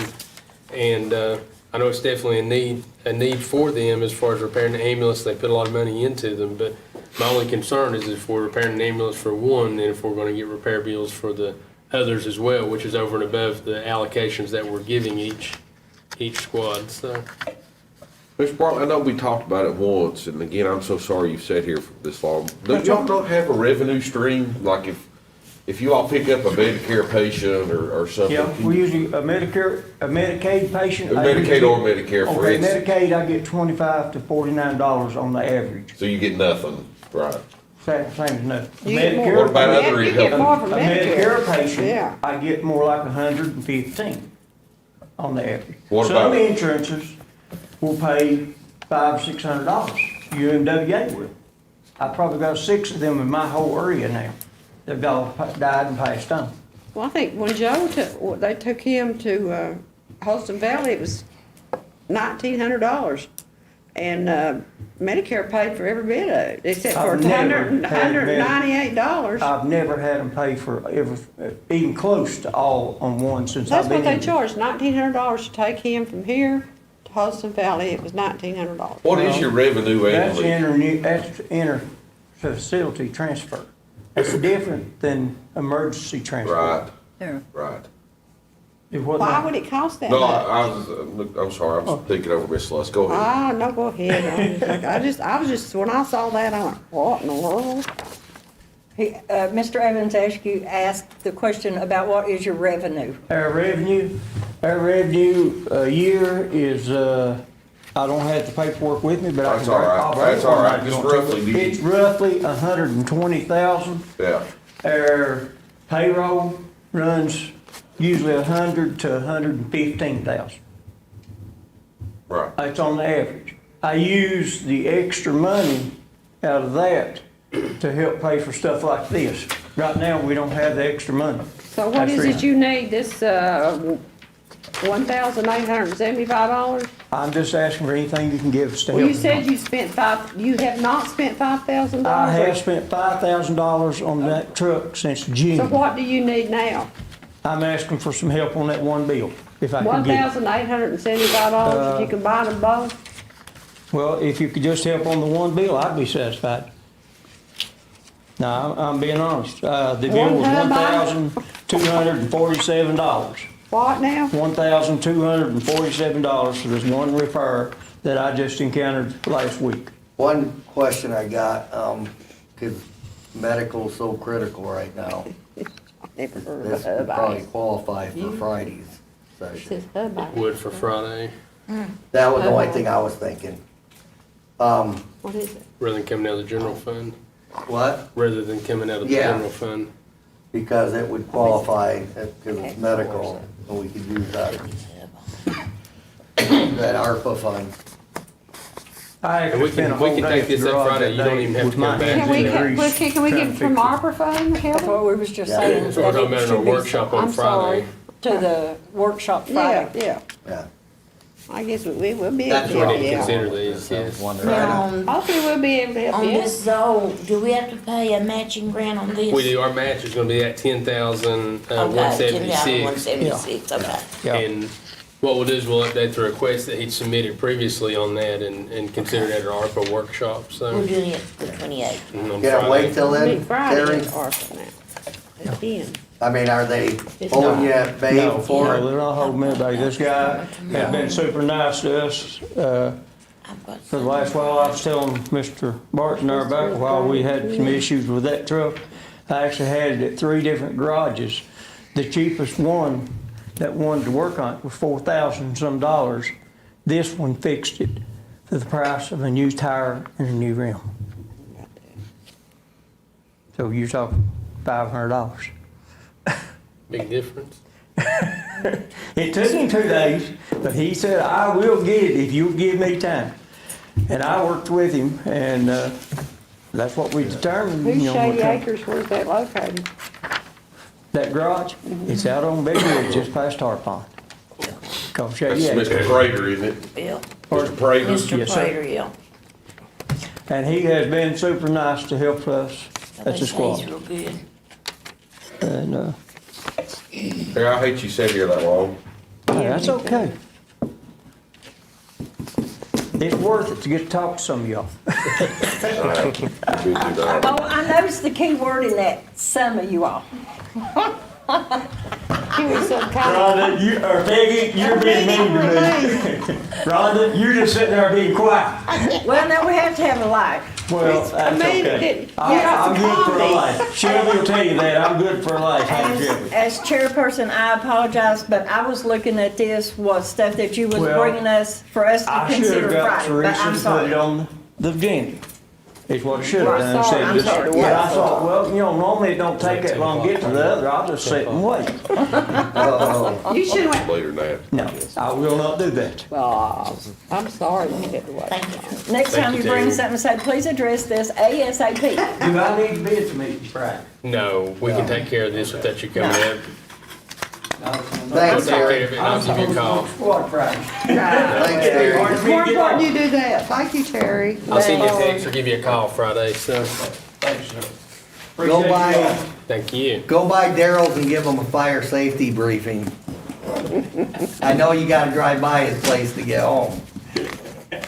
100. Okay, item number 22 is our closed session, closed meeting. Does somebody want to make that motion and read this, or do you want me to do that? Oh, I can read it. Okay. I would like to make a motion, we go into closed session pursuant to Virginia Code Section 2.2-3711A, parentheses 1 and 5A, Section 2.2-3711A1, and I'm not, is that I, personnel? And 1, all departments, B, Section 2.2-3711A, 5, II, economic development, and 1, update. Okay, we have a motion on the floor. Do we have a second? I'll second it. Okay, we have a move and second to go into closed session. All in favor, please say aye. Aye. Any opposed? Okay, we are now in closed session.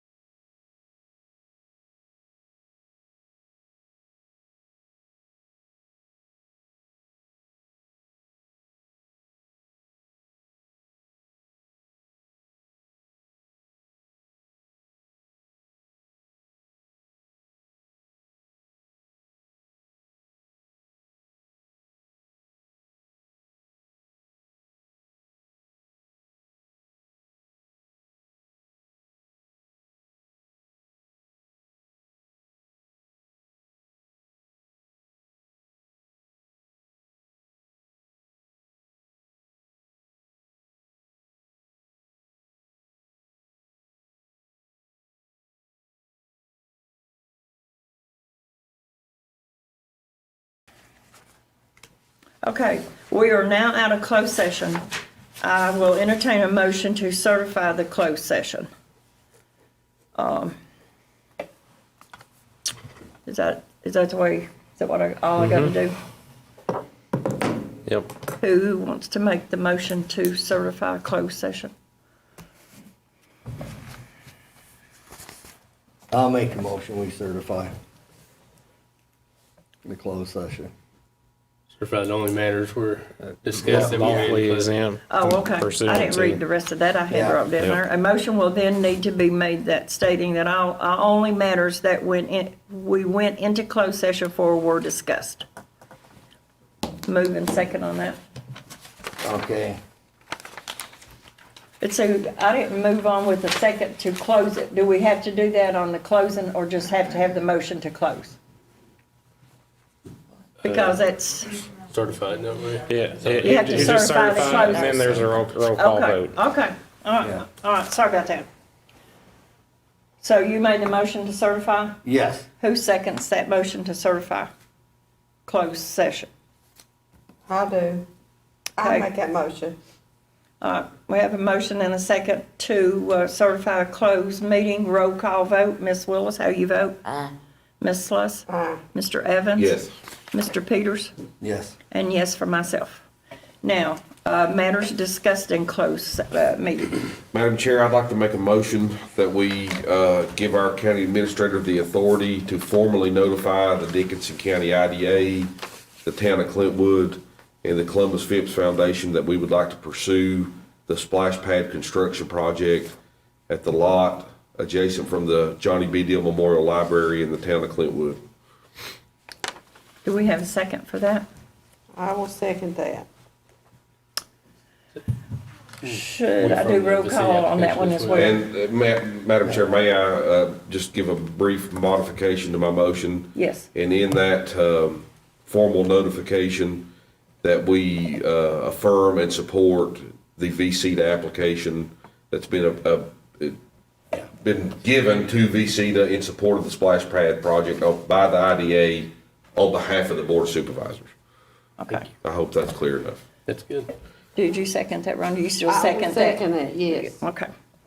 And we have a moving second for the moving forward with the splash pad to, with the IDA and having Mr. Barton to pursue that.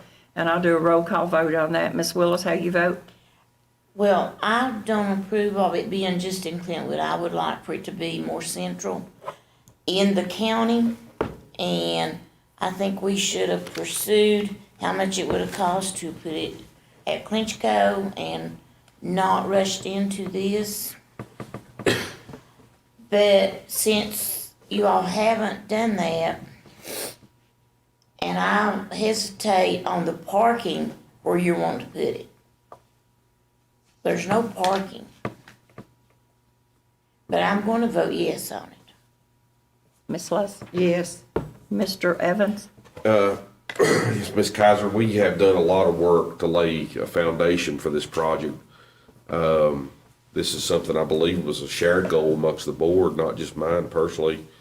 But we've reached out to our partners in the county. We have secured independent funding from an independent organization that's wanting to partner with us and the Columbus Phipps Foundation. We have reached out to the town of Clintwood, a municipality in the county who has a crew, a water crew and a grounds crew, as well as a police crew that can help us maintain and operate the facility. And I am just so excited that we have this prospect, and there's no site that's perfect. We explored sites all across the county, and this just makes the most sense given the funding opportunity that Columbus Phipps has presented to us, because that was a lot that was owned at one time by Miss Phipps. And so it's very important to that foundation that that's utilized by children and families. And so, again, is it perfect? No. Will anything be perfect? No. But this is something we can accomplish, and I'm very excited, and I vote yes. Mr. Pierce? Yes. I will vote yes as well, but I'm also like Shelby, I would like to have seen, wish the county had had some other opportunities and locations, and maybe somewhere down the road, something will develop. Okay, you got all 5, right? Number 25, supervisors' comments. And I guess we will start with Ms. Willis. I have none. Ms. It's Lawson? too long for meeting, I know that. All of you happy, and thanks all of you that watch. Mr. Evans? I just appreciate the board working together on this splash pad. This is a big deal, y'all. And I hope we can see it to fruition. I really do. I'm sure there'll be road bumps, things that we didn't anticipate come up. Pray that they don't, but this is something to benefit families of the county, and I appreciate the board being open-minded to pushing it forward. Mr. Peters? I guess, Would I you have a through- question first. Oh, okay. Larry, how do we handle we have the grant funds, and you have to make payout for that, right? Yes. We have no ability to change where that money's going, right? As far as like if it's specified If for we a wanted to certain, spend it somewhere else, it's a pass-through, basically. right, it is a pass-through. We apply to an agency for a particular item, and then we're locked to that by those guidelines. Well, and I kind of wanted to revisit a comment from earlier tonight. So, do we have any control over Jeremy's budget from those, Really not, once it's appropriated to. it's a to pass-through, them. just like, and that's what I was It is. searching for to say earlier. This board may approve the check, but we can't dictate to him how he spends that money, really. That's right. So, I just want, it's been a long night, I'm ready to go home. Okay, it has been a long night. I hope that I have helped to get things through. Hope things have been satisfactory to all of you all. I'm sure, even though I did conduct a couple of meetings in the past, it's still not like being laid in your lap. But I appreciate it. I'll do the best I can. And I am not beyond having somebody to make any kind of remark to me for improvement or whatever. And I guess the next thing is, we need a motion to stand adjourned. So moved. Second, Second? all in favor? Yes. Vote aye. Aye. Aye. Okay. Apologize, we went